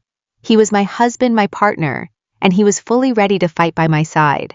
I pulled an ornate gold-embossed envelope from my tote bag and placed it squarely on top of the legal documents. It was the formal invitation to the upcoming church fundraising gala. For the past 3 months, Brenda had talked about absolutely nothing else. This gala was the pinnacle of her social calendar. It was a massive formal event held at the most exclusive country club in the suburb. The entire church congregation, the local politicians, and the wealthiest families in the community would all be in attendance. Brenda had been bragging to anyone who would listen that she was going to be honored as a top-tier platinum donor. She expected to walk into that country club and be treated like royalty. She desperately craved the public admiration of her peers more than anything else in the world. "We are going to the gala," I told David. "We are going to put on our absolute best formal wear, and we are going to walk into that ballroom with bright smiles on our faces." David looked at the invitation and then looked back at me. He understood exactly what I was suggesting, and for the first time since the awful dinner at the steakhouse, I saw a genuine spark of cold determination in his eyes. "She wants to use public spaces to humiliate you," David said, his voice growing steady and firm. "She wanted to use that steakhouse to make you feel small in front of strangers. So we give her exactly what she wants, a massive public audience." "Exactly," I replied. "Your mother thrives on her social standing. Her entire identity is built on projecting a flawless image of extreme wealth, generosity, and perfect moral virtue. If we confront her in private, she will simply deny, lie, and twist the truth. But if we lay out the undeniable proof of her fraud in front of the pastor, the church elders, and every single one of her wealthy friends, she will have absolutely nowhere to hide." We spent the rest of that weekend preparing our counterattack. We did not answer any phone calls from Brenda. We ignored the passive-aggressive text messages from Ashley, demanding to know why David had not deposited more money into her account for her Mexico trip. We locked ourselves in the home office and organized a flawless digital presentation of the truth. I scanned the forged foreclosure notice, the authentic county tax records proving the house was paid off, and the banking logs showing the $3,000 monthly transfers routing directly to Ashley's personal account. I compiled all the documents into a clean, high-resolution digital slideshow. David transferred the audio recording of Brenda and Ashley plotting our divorce onto a secure flash drive. We had hard copies of the notarized promissory note and the registered property lien printed on heavy legal paper and tucked safely into a black leather portfolio. David worked with a quiet, intense focus. I watched him systematically sever the emotional chains his mother had wrapped around him for 32 years. Every time he looked at the bank statements showing how his mother had stolen my savings to fund his sister's vanity, he grew more resolute. I was preparing to walk into a room full of people he had known his entire life and completely destroy his mother's reputation. and he did not feel an ounce of hesitation or guilt. By Wednesday evening, everything was perfectly in place. I had my black evening gown pressed and ready. David had his tailored tuxedo laid out. We were going to walk into the church fundraising gala not as victims, but as the architects of Brenda's absolute ruin. She expected a night of glamorous applause and public adoration. She expected to cement her status as the matriarch of a flawless, generous family. Instead, she was going to face a public financial execution. She thought she was bleeding a stingy outsider dry. But she was about to learn that you never commit financial fraud against a licensed professional who knows exactly how to collect a debt. The stage was completely set, the trap was fully armed, and all we had to do was wait for Brenda to step proudly into the spotlight. The drive to the Oak Ridge Country Club on Saturday evening was completely different from any drive David and I had ever shared. We did not listen to the radio. We did not make small talk about our work weeks. The silence in the car was not tense or suffocating like it had been after the steakhouse dinner. It was the sharp, focused silence of two people preparing for battle. I sat in the passenger seat with my hands resting calmly on the black leather portfolio in my lap. Inside that portfolio were the authentic county tax records, the forged bank documents, the wire transfer logs, and the legally binding promissory note. It was the entire absolute truth of Brenda Myers condensed into a few sheets of paper. David drove our modest sedan up the long winding driveway of the country club. The property was a sprawling estate surrounded by perfectly manicured golf courses and ancient oak trees. It was the crown jewel of the affluent suburb, a place where the wealthiest families gathered to display their status under the guise of community service. Tonight the church had rented out the grand ballroom for their annual fundraising gala. The parking lot was already packed with luxury SUVs, imported sports cars, and black town cars. David pulled up to the valet stand. He put the car in park and turned to look at me. His face was entirely calm. The grief and shock that had broken him in his home office 3 days ago had completely burned away.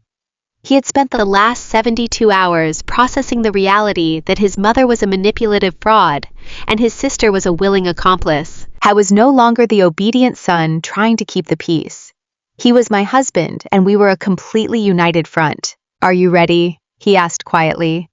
I looked down at the leather portfolio and then back up at him. "I have never been more ready for anything in my entire life," I replied. We stepped out of this car and handed the keys to the valet. The evening air was crisp and unseasonably cold for early spring. We walked arm in arm through the heavy mahogany front doors of the country club. The interior was a masterclass in excessive suburban wealth. Crystal chandeliers hung from vaulted ceilings, casting a warm golden glow over the imported marble floors. A live string quartet was playing classical music in the corner of the lavish lobby. Waiters in crisp white tuxedos glided through the crowd, carrying silver trays lined with crystal flutes of expensive champagne. I wore a simple, elegant navy blue evening gown with absolutely no flashy jewelry. I had styled my hair in a sleek professional twist. I looked exactly like what I was, a successful independent financial advisor who did not need to wear her net worth on her sleeve. David walked beside me in a perfectly tailored black tuxedo, looking handsome and completely resolute. We handed our coats to the attendant and made our way toward the grand ballroom. The doors were wide open, revealing a sea of round tables draped in heavy white linen and decorated with massive centerpieces of white roses and orchids.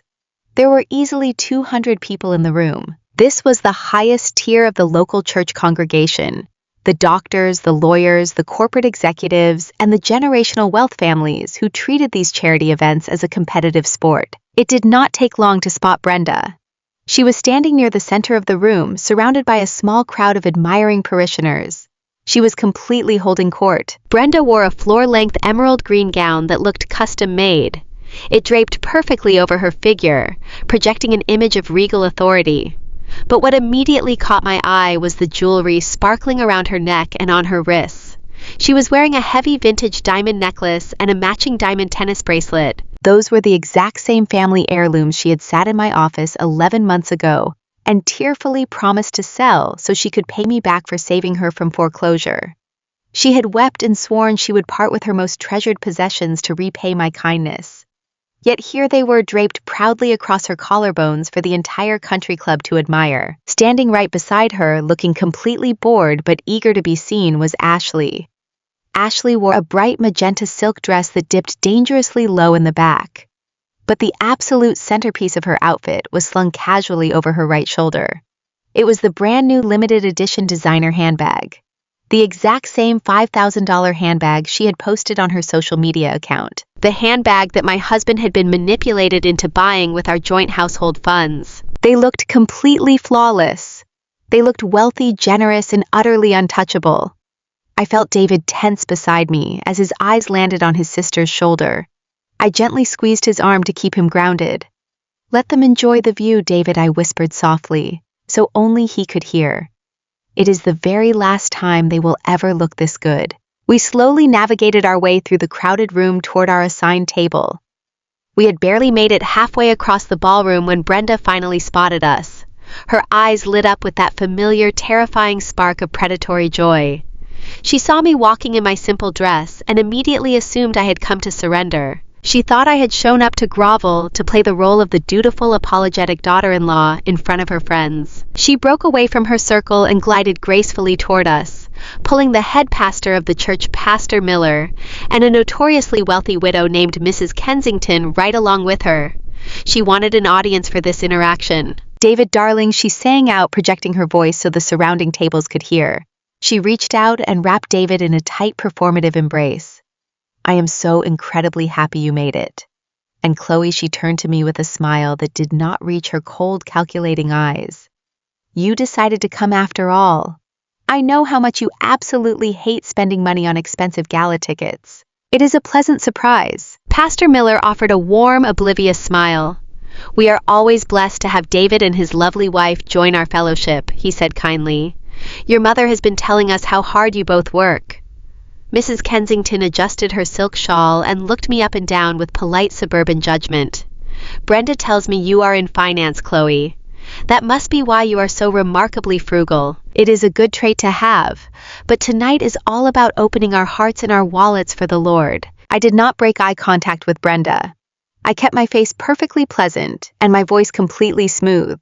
"You are absolutely right, Mrs. Kensington," I replied. "I believe very strongly in keeping a meticulous account of where every single dollar goes. You would be amazed at what you find when you truly look at the balance sheets." "I would not miss tonight for the world, Brenda. It is going to be an incredibly revealing evening." Brenda's smile faltered for a fraction of a second.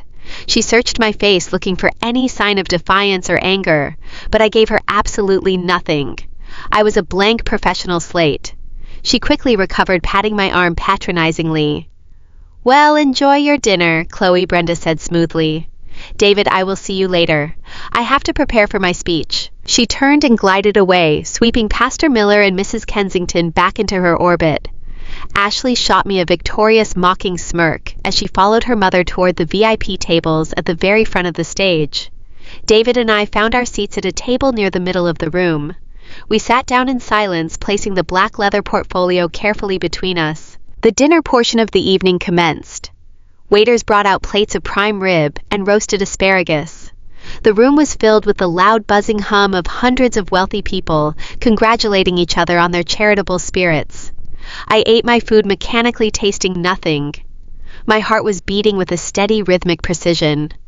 I watched Brenda from across the room. She was sitting next to the church elders, drinking premium wine, laughing loudly, and completely basking in the admiration of her peers. She truly believed she had won. She thought she had successfully bullied me at the steakhouse, drained my life savings through a masterclass of manipulation, and secured her golden pedestal in the community without a single consequence. As the dessert plates were being cleared away, the string quartet stopped playing. The large crystal chandeliers dimmed slightly. A hush fell over the grand ballroom as Pastor Miller walked up the short stairs to the main stage and stepped behind the wooden podium. He tapped the microphone, and the feedback echoed lightly through the room. "Good evening, ladies and gentlemen," Pastor Miller began, his voice booming with practiced warmth. "We are gathered here tonight for a truly beautiful cause. The new church bell tower will stand as a beacon of our faith and our commitment to this community for generations to come. But a project of this massive magnitude does not happen without the extraordinary generosity of our flock." I went on for several minutes praising the local businesses and families who had contributed to the fund. He spoke about sacrifice, about community, and about the deep moral obligation to give back to the church. Then his face broke into a massive admiring smile. "Tonight we have the distinct privilege of honoring one of our platinum tier donors," Pastor Miller announced. "This woman has been a pillar of our congregation for over 30 years. Even through the tragic loss of her husband and the quiet struggles of widowhood, she has never once failed to put her church and her community first. Her faith is an inspiration to us all. Please join me in welcoming up to the stage a woman of true grace and boundless generosity, Mrs. Brenda Myers." The entire ballroom erupted into loud, enthusiastic applause. People clapped and cheered. Several members of the church leadership actually stood up to give her a standing ovation. Brenda rose from her seat with slow, practiced humility. She smoothed the front of her emerald gown, touched her vintage diamond necklace lightly, and walked up the steps to the stage. She took her place behind the podium, looking out over the sea of wealthy faces that adored her. She looked absolutely radiant. It was the peak of her social existence. "Thank you," Brenda said into the microphone, her voice trembling with perfect theatrical emotion. "Thank you all so incredibly much. You are far too kind." She paused, letting the room settle into a rapt, silent attention. She began her speech by talking about her late husband. She painted a picture of a brave, hardworking man who had taught his children the absolute value of faith and charity. She talked about the terrible hardships of being a single mother after he passed away. She spun a beautiful, tragic narrative about lonely nights and financial fears, conveniently leaving out the fact that she owned a massive colonial home, completely free and clear. She was giving an Academy Award-winning performance. She dabbed at the corner of her eye with a tissue, and the audience completely bought every single word. I looked over at David. He was sitting frozen in his chair, staring up at his mother. The muscles in his jaw were working furiously. He was a man watching a play he used to believe was reality, but now he could clearly see the script, the lighting, and the cheap stage makeup. Brenda shifted her tone, transitioning from tragedy to triumph. She spoke about the new bell tower. She talked about how proud she was to have her family name etched into the platinum donor plaque. And then, just as I knew she would, she could not resist the urge to twist the knife. She needed to assert her absolute dominance one final time. She looked away from the church elders and let her gaze drift deliberately across the ballroom until she locked eyes directly with me. The soft, warm smile on her face turned into something sharp and deeply condescending. "Family is the absolute most important blessing we have in this world," Brenda said, her voice echoing clearly through the massive speakers. "But family is also a deep responsibility. True family is about selfless giving. It is about supporting the community, honoring those who raised you, and making quiet sacrifices for the greater good." She paused, taking a slow, dramatic breath, and leaned closer to the microphone. "It is certainly not about hoarding your wealth or guarding your wallet, like some people do when they are asked to contribute. We must always remember that greed is a terrible sin, and those who refuse to share their blessings bring nothing but shame to their households." The entire ballroom shifted. The comment was not subtle at all. Dozens of eyes immediately turned toward our table. The wealthy parishioners, the country club regulars, and the church elders offered polite, knowing smiles to Brenda while casting judgmental glances in my direction. They all knew exactly who she was talking about. Ashley, who was sitting at a VIP table near the front, turned around in her chair and smirked at me, completely delighted by my public humiliation. I sat perfectly still under the weight of 200 staring eyes. I did not blush. I did not look down at the table. I did not shrink away from the harsh judgment of the crowd. I looked right back at Brenda, standing up there on her golden pedestal, bathed in the spotlight, wearing the diamonds she had promised to sell. I let her have her moment of glorious, unchallenged superiority. I let her soak in the applause that followed her vicious, passive-aggressive jab. I wanted her to feel as high and as powerful as she possibly could, because the higher she climbed, the harder the impact was going to be when she hit the concrete. The applause slowly began to die down. Brenda smiled radiantly at the room, preparing to hand the microphone back to Pastor Miller. But she never got the chance. Before the pastor could step forward, David pushed his chair back with a loud scraping sound. He stood up, grabbed the black leather portfolio from the center of our table, and began walking with heavy, determined steps straight toward the main stage. The walk from our table to the main stage felt incredibly long, but David did not rush. He walked with the slow, deliberate pace of a man marching toward a final, unavoidable battle.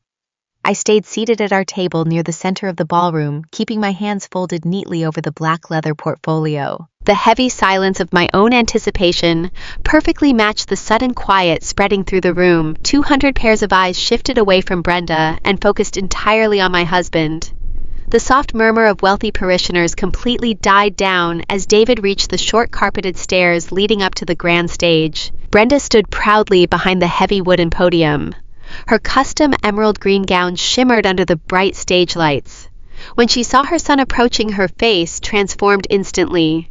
The sharp, condescending glare she had just directed at me was immediately replaced by a beaming, triumphant smile. She genuinely thought she had won. She firmly believed that her passive-aggressive public shaming had worked perfectly.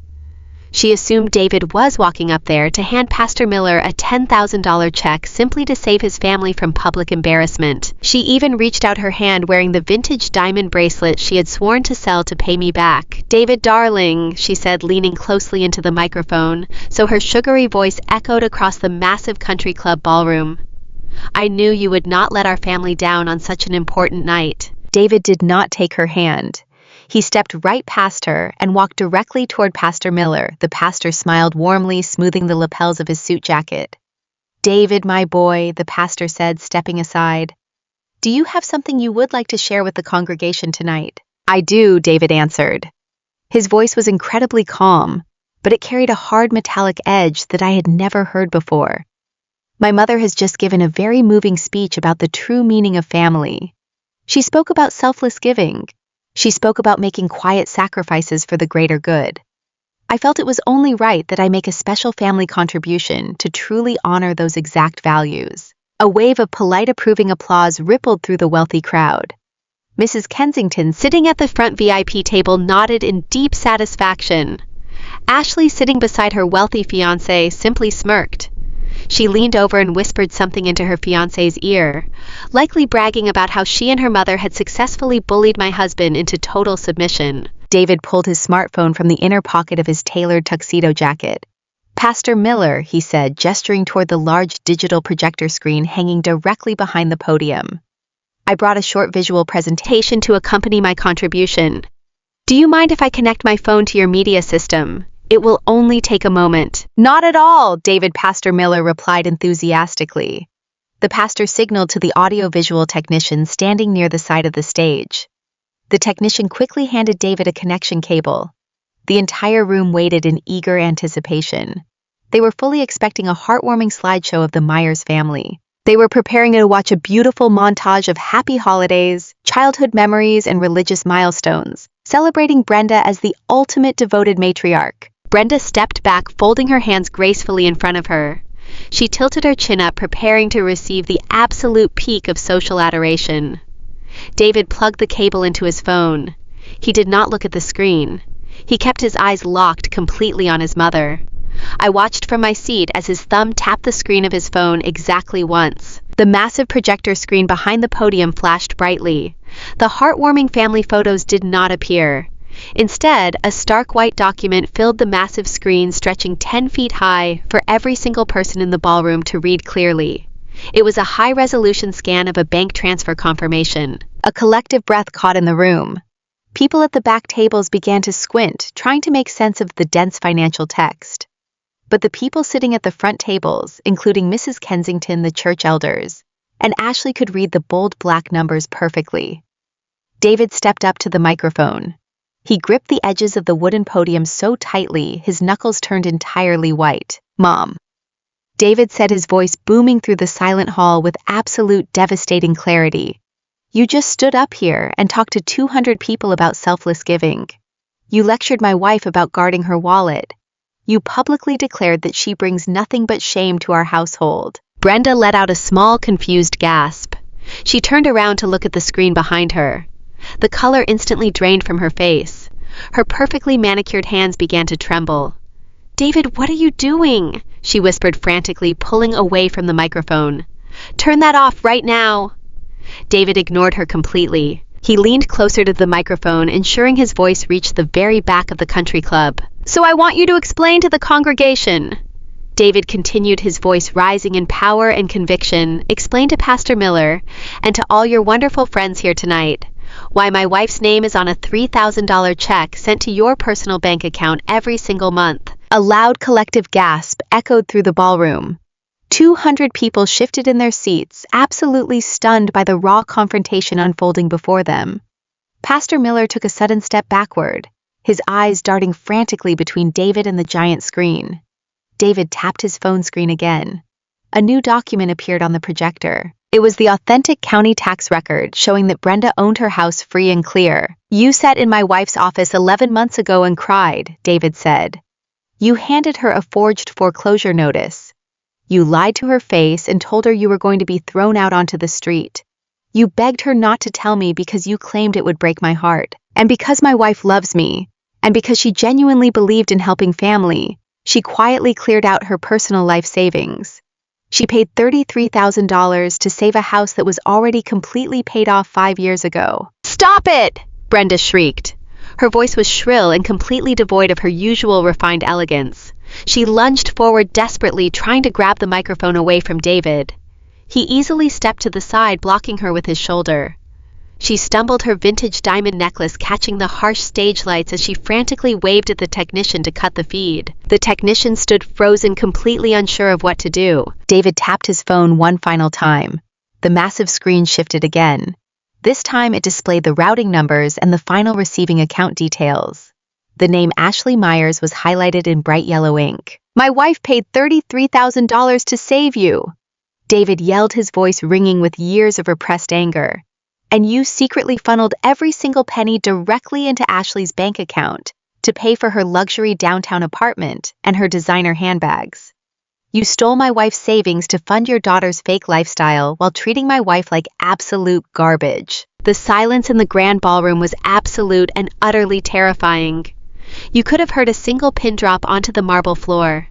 The wealthy elite of the suburb sat entirely paralyzed in their chairs. Mrs. Kensington pressed a hand against her chest, her mouth hanging wide open in pure shock. The church elders, who had just given Brenda a standing ovation, were now staring at her with profound, unvarnished disgust. They had just celebrated a woman who was actively committing massive financial fraud against her own daughter-in-law. The entire illusion of the flawless, generous Myers matriarch had just been incinerated in less than 2 minutes. Brenda stood trembling on the stage, completely exposed. She looked out at her friends, her peers, her entire social universe, and saw absolutely nothing but horror and judgment reflecting back at her. She opened her mouth to speak, to spin a lie, to somehow salvage her dignity, but there was nothing left to say. The undeniable physical proof of her greed was literally projected 10 feet tall right behind her head. Down on the floor near the front of the stage, the reality of the situation hit Ashley like a physical blow. She had been sitting next to her wealthy fiancé, a man she had been actively trying to manipulate into a quick marriage to secure her financial future. He came from a prominent local family, and he had always believed Ashley was a successful, independent woman who came from a respectable, wealthy background. Now he sat perfectly still, staring at the massive screen, showing that his beautiful, successful fiancée was actually a parasite living entirely off stolen money. Ashley turned to him, her face pale and shining with panicked sweat. She reached out and grabbed his arm. "Honey," she whispered desperately, trying to keep her voice low. "It is a lie. He is making it up. My brother is having a mental breakdown. We need to leave right now." Her fiancé slowly turned his head to look at her. He looked at the $5,000 designer handbag resting on the table next to her. He looked up at the screen displaying her receiving account numbers. Then he looked at David standing on the stage, radiating absolute furious truth. The fiancé did not yell. He did not cause a scene. He simply reached over and physically removed Ashley's hand from his arm. His expression was completely blank, entirely devoid of the affection he had shown her just 20 minutes earlier. He stood up from his chair, buttoned his tailored suit jacket, and turned his back on her.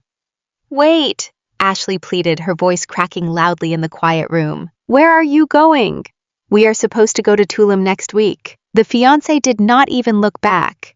He walked purposefully down the center aisle of the ballroom, pushing past the stunned guests, and walked straight out the heavy double doors of the country club, leaving her sitting completely alone at the table. Ashley let out a loud, pathetic sob, burying her face in her hands as the reality of her ruined engagement washed over her. She had lost her meal ticket, and she had lost her reputation in a single devastating moment. Up on the stage, David turned to look at his mother one final time. Brenda was openly weeping now, but they were not the fake calculated tears she had used in my office. They were tears of absolute panic and total social destruction. Her carefully curated life was over. The people in this room would never look at her the same way again. They would never invite her to their charity luncheons. They would never respect her authority. She was officially a pariah. "You called my wife a shame to this family," David said, his voice dropping to a low, cold register that carried through the microphone. "You are the shame, Mom. You and Ashley are the absolute shame of this family. I am completely done with both of you." David set the microphone down on the wooden podium. He unplugged his phone from the media cable, causing the giant projector screen behind him to go entirely dark. He did not look at Brenda again. He turned his back on his mother, walked down the short carpeted stairs, and made his way straight toward my table. The sea of wealthy guests parted for him automatically. No one said a word. No one tried to stop him. They simply watched in stunned silence as my husband walked back to me. He reached our table, stood beside my chair, and looked down at me. The anger in his eyes was completely gone now, replaced by a deep, profound exhaustion and a solid, unwavering loyalty. He had finally cut the toxic cord that had bound him to his mother his entire life. I looked up at him and nodded once, softly acknowledging exactly what he had just sacrificed to protect me. I felt a surge of deep, genuine love for the man standing beside me. He had chosen our marriage over the lies of his past. I placed my hand firmly on the black leather portfolio sitting on the table in front of me. I stood up from my chair, smoothing the fabric of my navy blue evening gown. I picked up the portfolio and began walking slowly and deliberately toward the front of the room, where Brenda was still standing frozen at the bottom of the stage stairs. I kept my pace slow and measured. The distance between my table and the front of the stage felt like miles, but I savored every single step. The silence in the room was so profound that the only sound was the soft clicking of my heels against the polished marble floor. I looked at the faces of the people I passed. Mrs. Kensington was whispering furiously to the woman sitting next to her, pointing a trembling finger toward Brenda. Pastor Miller looked absolutely shell-shocked, completely unsure of how to proceed with the rest of his holy fundraising event. The elite society of the suburb was experiencing a total meltdown right before my eyes. Brenda saw me approaching. Her eyes widened in pure terror. She took a small, unsteady step backward, bumping into the bottom rail of the stage stairs. She looked incredibly small suddenly. The extravagant emerald gown and the sparkling vintage diamonds could no longer hide the fact that she was nothing more than a desperate, greedy fraud. She had spent her entire adult life building a fortress of lies, and David had just taken a sledgehammer to the very foundation. Ashley was still sobbing loudly at her table, completely ignored by everyone around her. The people who had been laughing and drinking with her 20 minutes earlier were now actively shifting their chairs away from her, desperate to distance themselves from the radioactive fallout. I reached the front of the room and stopped exactly 3 feet away from Brenda. I looked her directly in the eye. I did not feel angry anymore. I felt perfectly and completely in control. She had tried to break my spirit and drain my future, but she had only succeeded in waking up the financial professional inside of me. She wanted to play games with money and contracts. She was about to learn exactly what happens when you play those games with someone who knows all the rules. I held the black leather portfolio tightly in my hands, ready to deliver the final consequence. I stood perfectly still, holding the black leather portfolio in my hands. The entire ballroom of the Oak Ridge Country Club was frozen in a state of absolute shock. Hundreds of wealthy parishioners, church elders, and local politicians were staring at the scene unfolding at the front of the stage. My husband David had just exposed his mother Brenda and his sister Ashley for the frauds they truly were. He had projected the undeniable proof of their theft onto the massive screen behind the podium. He had walked away from them, choosing our marriage over their toxic lies. Now it was my turn to finish what they had started. I did not raise my voice. I did not scream or throw a temper tantrum. I am a licensed financial advisor. I spend my days in high-stakes boardrooms dealing with complex portfolios and strict legal contracts. I know how to handle pressure, and I know how to dismantle a bad investment. Brenda Myers was the worst investment I had ever made, but I had built a safety net into the deal. I took a slow, deliberate step toward Brenda. She was standing at the bottom of the stage stairs, looking like a cornered animal. The emerald green designer gown she wore suddenly looked ridiculous. The vintage diamond necklace sparkling at her throat looked like a heavy chain pulling her down. She was trembling. Her chest heaved with panicked breaths as she watched me approach. She knew she was trapped, but she did not yet understand the full legal magnitude of the trap she had walked into. I reached the crisp white linen-covered table that sat directly in front of her. I placed the black leather portfolio flat on the surface. The soft thud echoed in the silent room. Pastor Miller and Mrs. Kensington were sitting just a few feet away, their faces pale and their mouths slightly open. They could not look away. No one in the room could look away. They were completely captivated by the total collapse of their Golden Church matriarch. I unzipped the portfolio. The sound of the metal zipper was sharp and loud. I reached inside and pulled out the first document. It was the forged foreclosure notice, the exact piece of paper Brenda had used to steal my life savings. I placed it face up on the table. "I want you to look at this, Brenda," I said, keeping my voice terrifyingly calm and entirely professional. "I want you to remember the day you brought this into my office. You bypassed my receptionist. You locked my office door. You sat in my guest chair and you wept. You told me the bank was going to seize your house. You told me you were going to be homeless because of hidden debts your late husband left behind. You begged me to keep it a secret from David.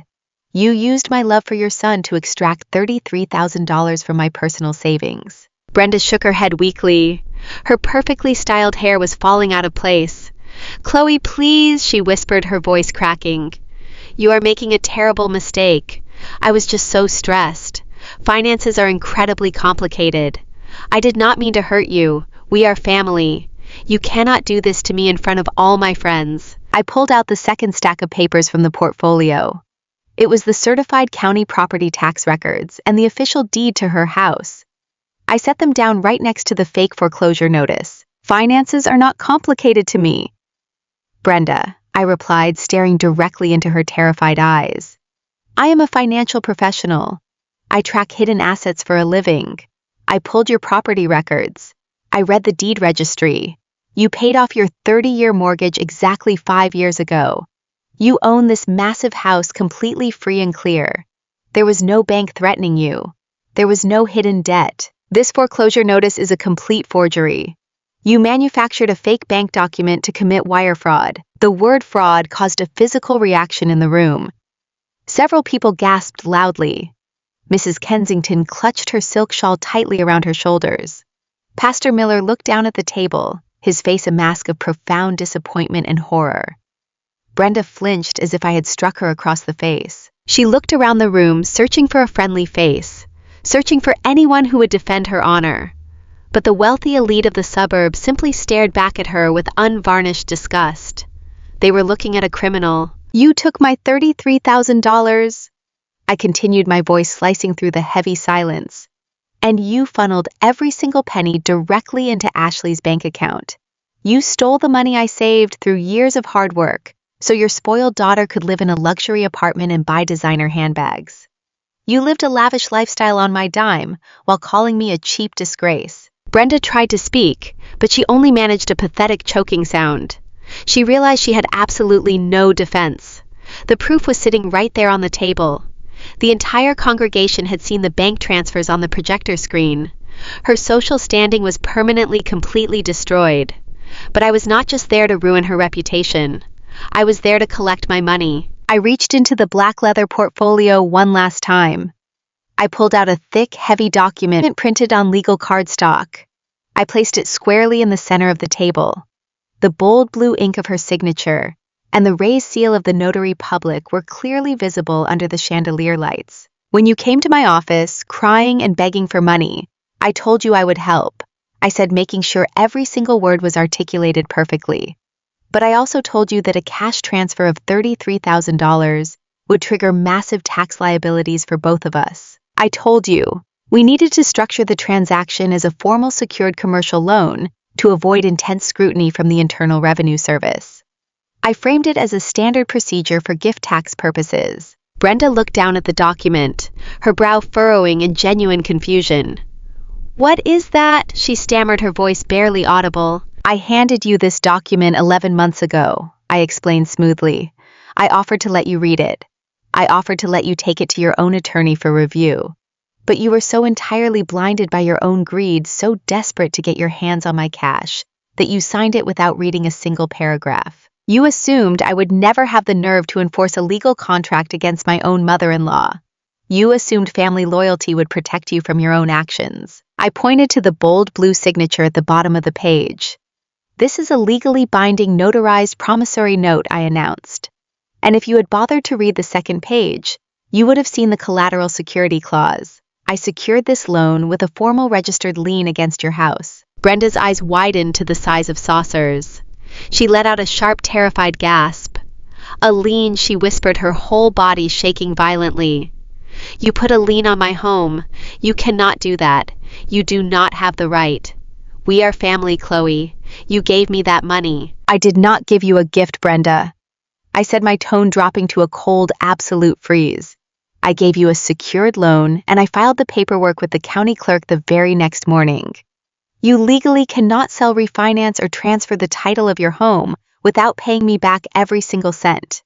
And because you paid off your original mortgage 5 years ago, my lien is in the primary position. I am your sole legal creditor." The reality of her situation was finally crashing down on her. She realized she had signed away the rights to her precious, unencumbered estate. She had handed me the keys to her most valuable asset on a silver platter, all because she thought I was a naive, easily manipulated outsider. But she still did not grasp the total immediate danger she was in. She tried to swallow her panic and force a weak, desperate smile. "Fine," she said, her voice trembling wildly. "If it is a loan, I will pay it back. I will make monthly payments. You are sending me $3,000 a month anyway. We can just cancel it out. I have years to repay this. You cannot just demand it all right now." I leaned forward, resting my hands on the edge of the table. I wanted to make sure she understood the absolute finality of her destruction. "You are missing the most important part, Brenda," I said.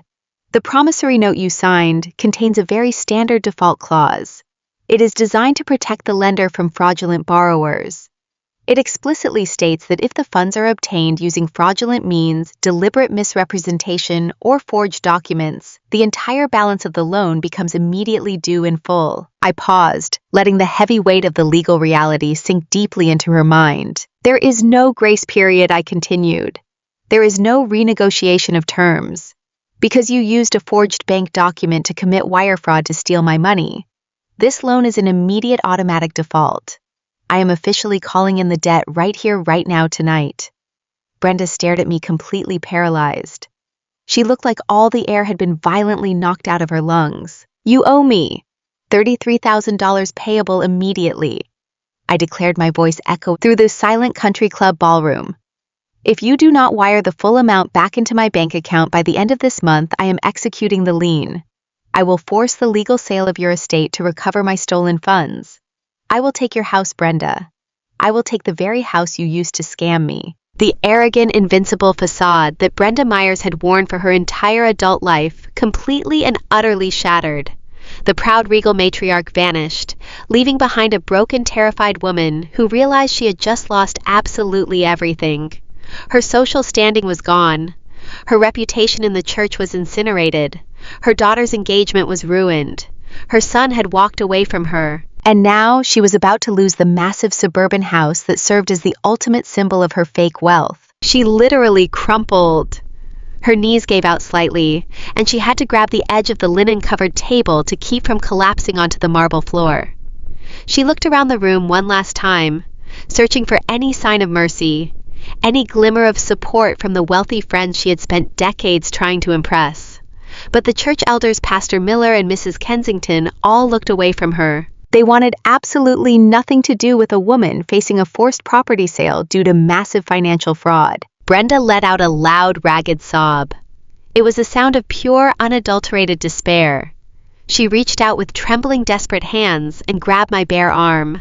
Her manicured fingers dug into my skin with terrifying strength. Please, Chloe, she whispered frantically, her face contorted in absolute agony. Please do not do this to me. I am begging you. I will lose everything. I have nothing else. This house is all I have left. My friends will abandon me. I will be ruined in this town. You cannot take my home. Where will I go? What will I do? I am an old woman. She fell to her knees, pulling on my arm, looking up at me with tears streaming down her face, ruining her expensive makeup. I am so sorry, Chloe, she cried openly, weeping in front of the entire congregation. I made a terrible mistake. I was greedy. I was foolish. I will find a way to pay you back. I will sell my jewelry. I will sell everything I own. Just please drop the lien. Please do not force the sale. We are family, Chloe. You are my family. Please have mercy on me. Please. I stood perfectly still, letting her kneel on the floor and grip my arm. I looked down at her, feeling an intense, overwhelming sense of closure. For years, this woman had made me feel small. She had mocked my career, mocked my financial discipline, and mocked my love for her son.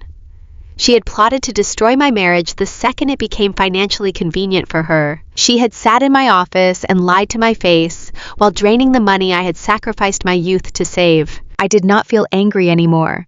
I just felt clean. The toxic infection that had plagued my life was finally being excised. I slowly and deliberately reached down with my free hand. I took hold of her trembling fingers and peeled them away from my arm one by one. I pushed her hand back toward her chest, breaking the physical contact completely. I looked her directly in the tear-filled eyes and delivered the final absolute truth. You did not treat me like family when you forged bank documents to rob me. Brenda, I said, my voice cold, flat, and entirely devoid of mercy. You treated me like a bank, and the bank is officially collecting. I turned my back on her, leaving her sobbing on her knees in front of the entire country club. I walked calmly back to where David was waiting for me near the exit. He reached out and took my hand, his grip firm and incredibly supportive. We walked out of the grand ballroom together, leaving the wreckage of Brenda Myers entirely behind us. The crisp night air felt amazing as we stepped out the front doors. We did not look back. We had our entire lives ahead of us, and for the first time it was completely ours. As David and I walked toward the valet stand, I felt a profound sense of lightness. The crushing weight I had carried for 11 months was completely gone. I had protected my future. I had protected my husband. And I had delivered absolute, undeniable justice. The country club behind us was a tomb of Brenda's own making. She had built a life on deception and entitlement, and it had taken exactly one legally binding contract to tear it all down. I knew the coming weeks would be busy. I would have to coordinate with my legal team to officially file the foreclosure notices against her property. I would have to manage the sale of the house if she failed to produce the $33,000, which I knew she could not do. But I was not afraid of the work. I was a professional. I handled complex financial recoveries every single day. This was just another account to settle. The valet brought our car around. David opened the passenger door for me. I slid into the seat, placing my small clutch bag on my lap. David got into the driver's seat and put the car in gear. We drove slowly down the long, winding driveway of the Oak Ridge Country Club, passing the ancient oak trees and the manicured golf courses. The bright lights of the grand ballroom faded into the distance, disappearing completely into the dark suburban night. We did not speak for a long time. The silence in the car was comfortable and deeply peaceful. We had survived the ultimate test of our marriage, and we had come out on the other side completely united. David reached across the center console and took my hand, resting it gently on his thigh. I am so proud of you, he said quietly, his voice filled with genuine admiration. You handled that perfectly. I smiled, looking out the window at the passing streetlights. I had trusted my instincts. I had relied on my professional training, and I had refused to be a victim. If you are watching this, and you have ever felt manipulated or used by people who claim to love you, I want you to remember one thing. Family is a title that must be earned through respect and mutual care. It is not a free pass to exploit or abuse someone. You always have the right to protect yourself. You have the right to set hard boundaries. And you have the absolute right to demand justice when those boundaries are crossed. Never let anyone make you feel guilty for protecting your own future. You are worth more than being someone else's financial safety net. Stand your ground, know your worth, and never be afraid to collect what is rightfully yours. Thank you for listening to my story. Please leave a like, subscribe to the channel, and let me know in the comments where you are watching from today. I hope you never have to face a situation like this, but if you do, I hope you face it with absolute unshakable strength. 3 months have passed since the night of the church gala. That was the night the pristine glass house Brenda Myers built around herself completely shattered. For a woman whose entire existence relied on the perception of wealth and moral superiority, the fallout was swift and absolutely merciless. News travels through affluent suburban church communities faster than a wildfire. By Monday morning, Brenda was a social pariah. I heard from a mutual acquaintance that Pastor Miller paid her a personal visit the very next day. He did not go to offer comfort or spiritual guidance. He went to officially ask her to step down from the charity committee. I told her the church could not associate its fundraising efforts with someone who had committed financial fraud against her own family. The wealthy widows who used to drink premium wine on her patio suddenly stopped returning her phone calls. Her invitations to country club luncheons completely dried up. She was totally ostracized from the only world that mattered to her. But the social execution was only the beginning. The legal hammer I had dropped on her table was very real. My legal team filed the official default notices on the promissory note that Monday morning. Brenda had exactly 30 days to produce the $33,000 she had stolen from me, plus the mounting legal fees. Of course, she did not have the cash. She had funneled every single penny to Ashley to fund her luxurious lifestyle. Brenda frantically tried to take out a conventional loan to cover the massive debt, but her credit was entirely tied up in the house, and no reputable bank would lend to someone facing an active fraud lien. She had absolutely no choice. She was forced to put her beloved 4-bedroom colonial home on the real estate market. I drove past the house one afternoon just to see it for myself. A large wooden for sale sign was hammered into the manicured front lawn. It felt like watching a monument to greed being dismantled piece by piece. Because she needed the money fast to satisfy my lien, before I forced a highly public property auction, she had to accept a cash offer well below market value. The sale closed incredibly fast. The title company intercepted the funds holding back my original $33,000, plus an additional $4,000 in legal fees and accrued interest. The money was wired directly back into my personal savings account where it belonged. Brenda was left with a fraction of the equity she had built over 30 years. It was not nearly enough to buy another home in our affluent suburb. Not even close. She was forced to downsize drastically. She moved into a cramped 2-bedroom apartment in a low-income complex 3 towns over. The arrogant woman who used to sneer at my career and call me a cheap disgrace was now living in a building with peeling exterior paint and a communal laundry room. There was no space for her massive cherry wood desk or her expensive Persian rugs. I can only imagine how suffocating it must feel for her to wake up every single morning in a tiny room, completely stripped of the prestige she valued more than her own son. And then there was Ashley. The sudden and brutal severing of her monthly $3,000 allowance hit Ashley like a high-speed freight train. For 11 months, she had lived a completely fabricated life. She had played the role of a wealthy, carefree influencer, while I secretly paid the rent on her luxury downtown high-rise apartment. The exact moment my money stopped flowing, her entire world completely collapsed. Within 4 short weeks, the eviction notices started arriving. Ashley tried to beg her mother for financial help, but Brenda was already drowning in her own self-inflicted crisis and had absolutely nothing left to give. Desperate to keep up appearances, Ashley tried to use her credit cards to maintain the illusion. She kept paying for expensive rooftop brunches, designer clothes, and weekend getaways, but those balances quickly maxed out. The collection agencies started calling her relentlessly. The ultimate humiliation for Ashley was not the eviction itself. It was the absolute destruction of her carefully curated public image. Without my money to fund her glamorous photo shoots, she had absolutely nothing left to post. Her wealthy fiancé had walked out on her at the gala completely disgusted by the revelation that she was a fraud. Her social circle, which was comprised entirely of superficial people who only cared about status, completely abandoned her when the free drinks stopped flowing. Forced to face a massive mountain of consumer debt and the terrifying reality of an empty bank account, Ashley had to delete her luxury lifestyle social media profiles. The glamorous internet influencer vanished overnight. To avoid complete bankruptcy, Ashley was forced to do something she had spent her entire life mocking other hardworking people for doing. She had to get a real job. I found out through the suburban grapevine that she is now working full-time as a barista at a chain coffee shop near the local shopping mall. The spoiled girl who used to drop $5,000 on a single limited edition handbag is now wearing a green apron, waking up at 5 in the morning and scrubbing espresso machines for minimum wage. She has to serve caramel macchiatos to the exact same wealthy suburban women she used to look down on.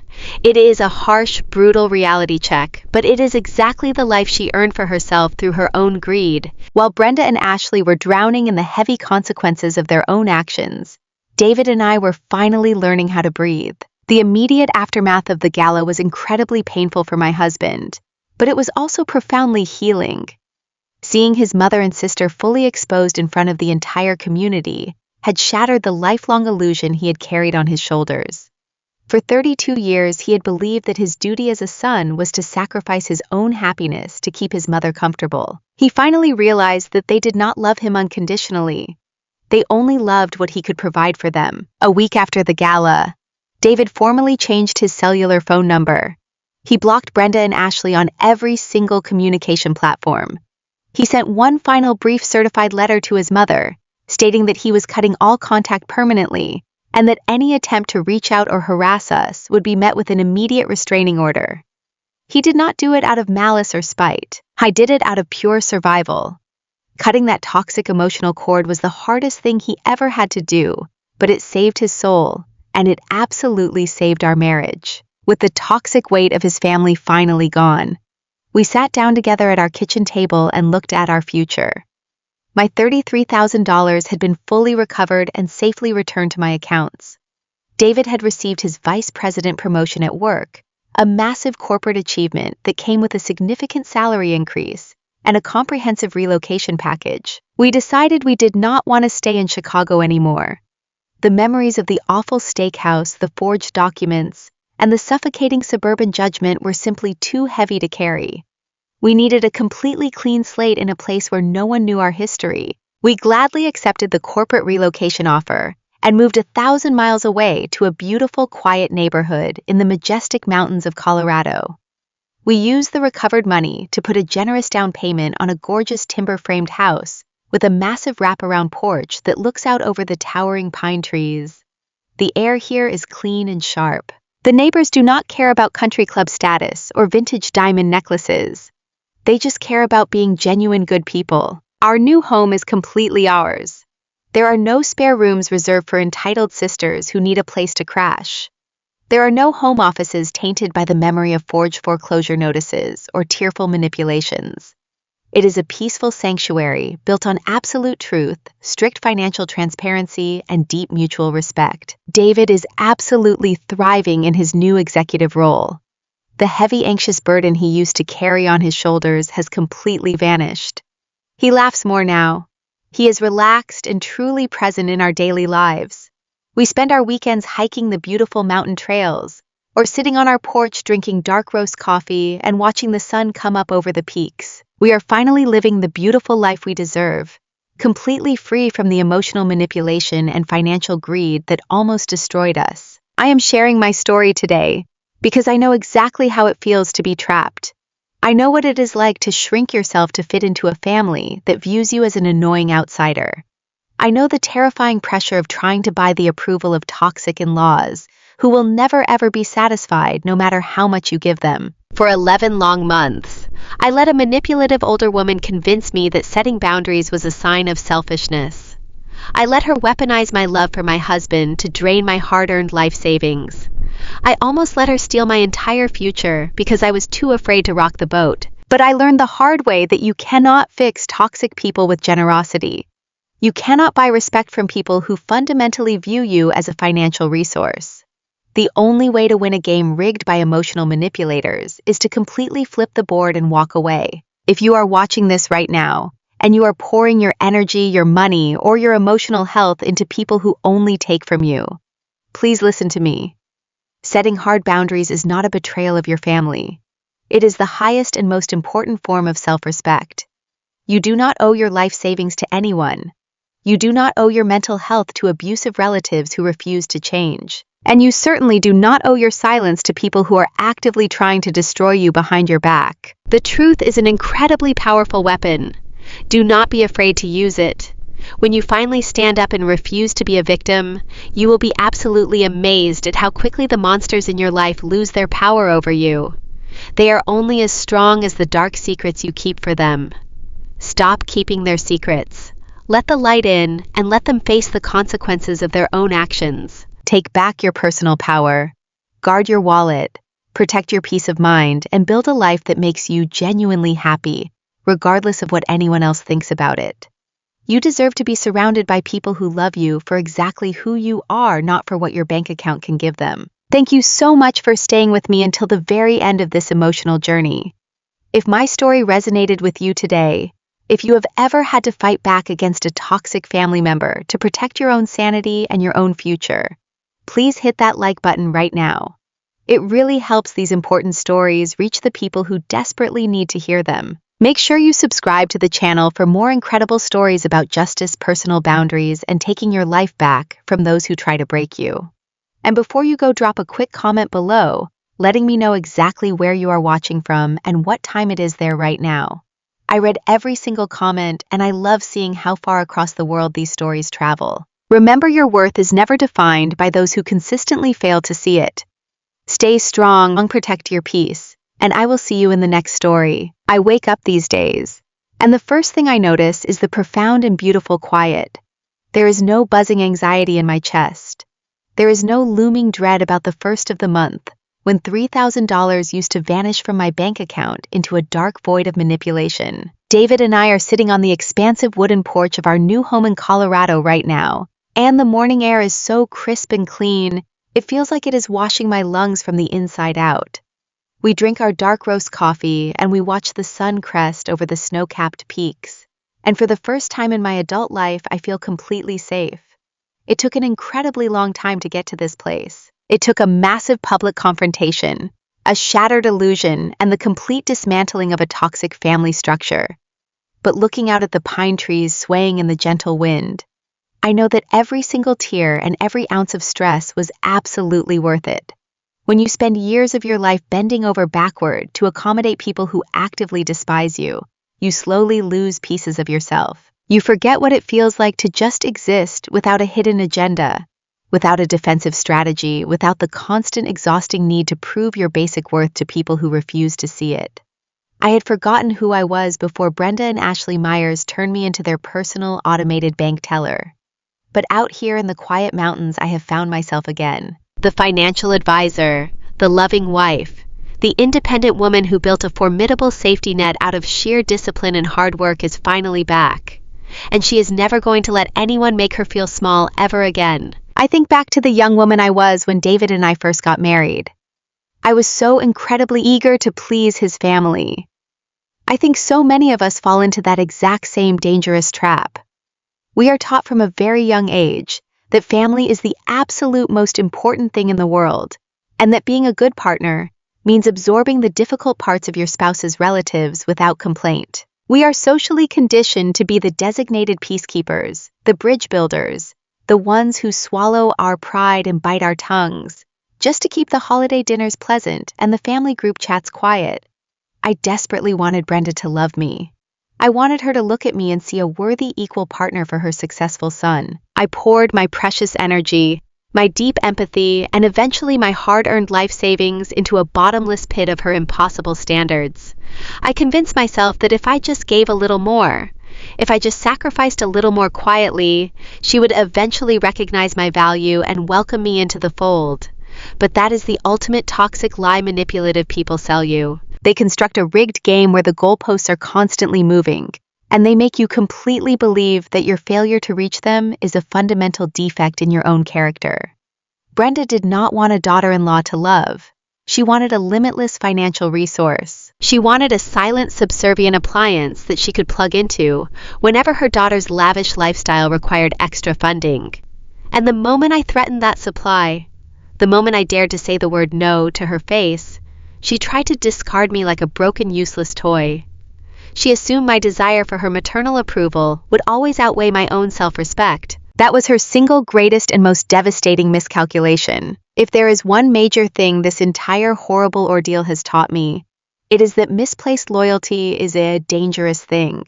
Misplaced loyalty is a slow-working poison that you willingly drink simply because someone slapped a label called family on the bottle. I look back at the 11 months I spent funneling $33,000 of my hard-earned money into Ashley's bank account, and I feel a profound sense of mourning for the young woman I was. I was working brutal hours analyzing complex portfolios for high-net-worth clients, staring at digital spreadsheets until my eyes burned all to build a nest egg that I proudly thought was my ultimate independent security.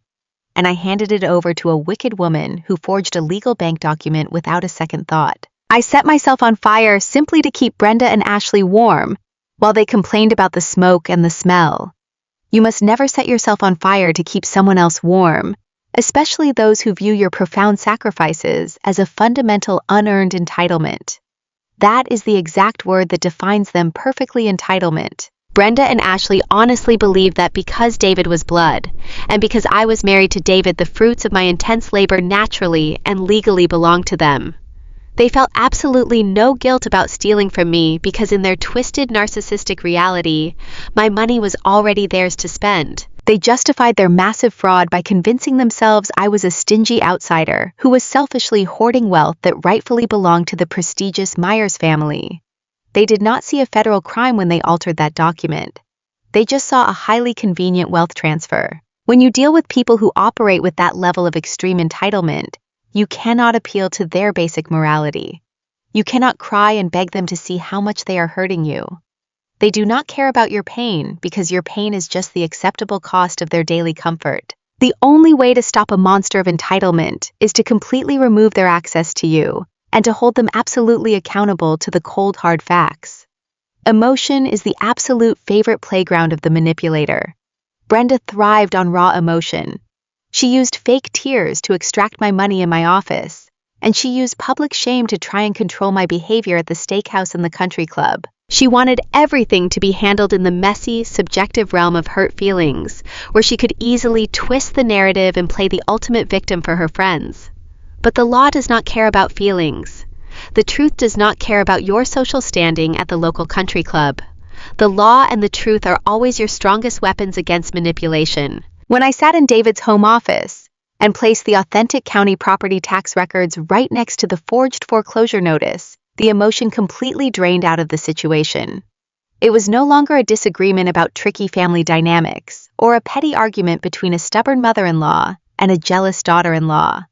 It was a documented, verifiable federal crime. When I walked into that church gala with the notarized promissory note, I was not a hurt wife seeking a frantic public apology.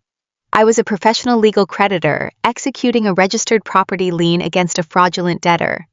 I stripped Brenda of her ability to manipulate the story by presenting undeniable written proof. You do not have to be a licensed financial advisor to use this exact same strategy in your own life.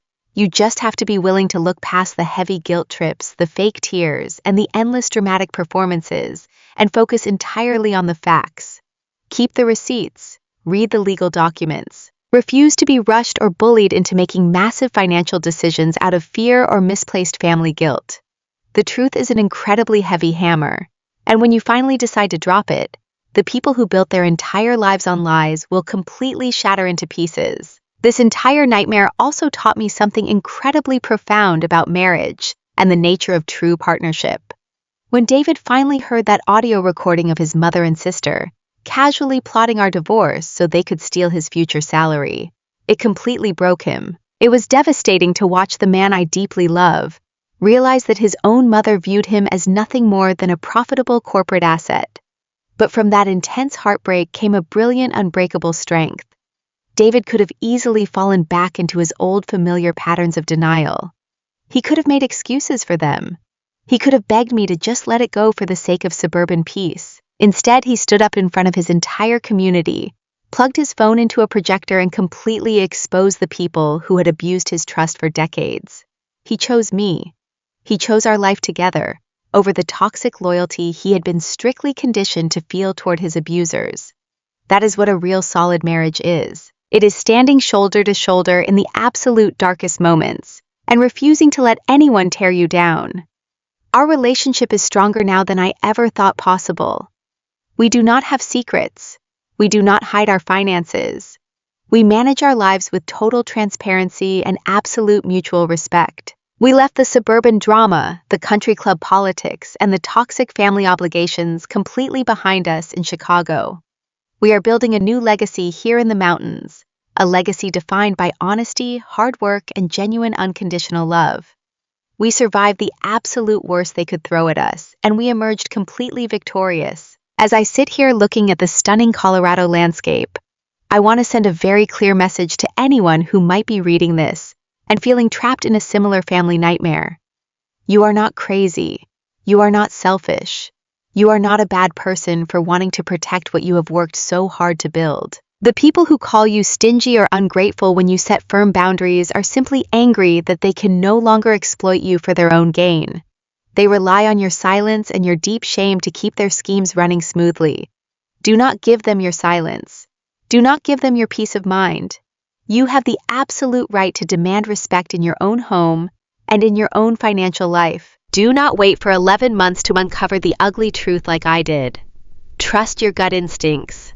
If something feels wrong, if the stories do not add up, if the demands for money become a constant source of severe anxiety, you must step back and look at the hard evidence.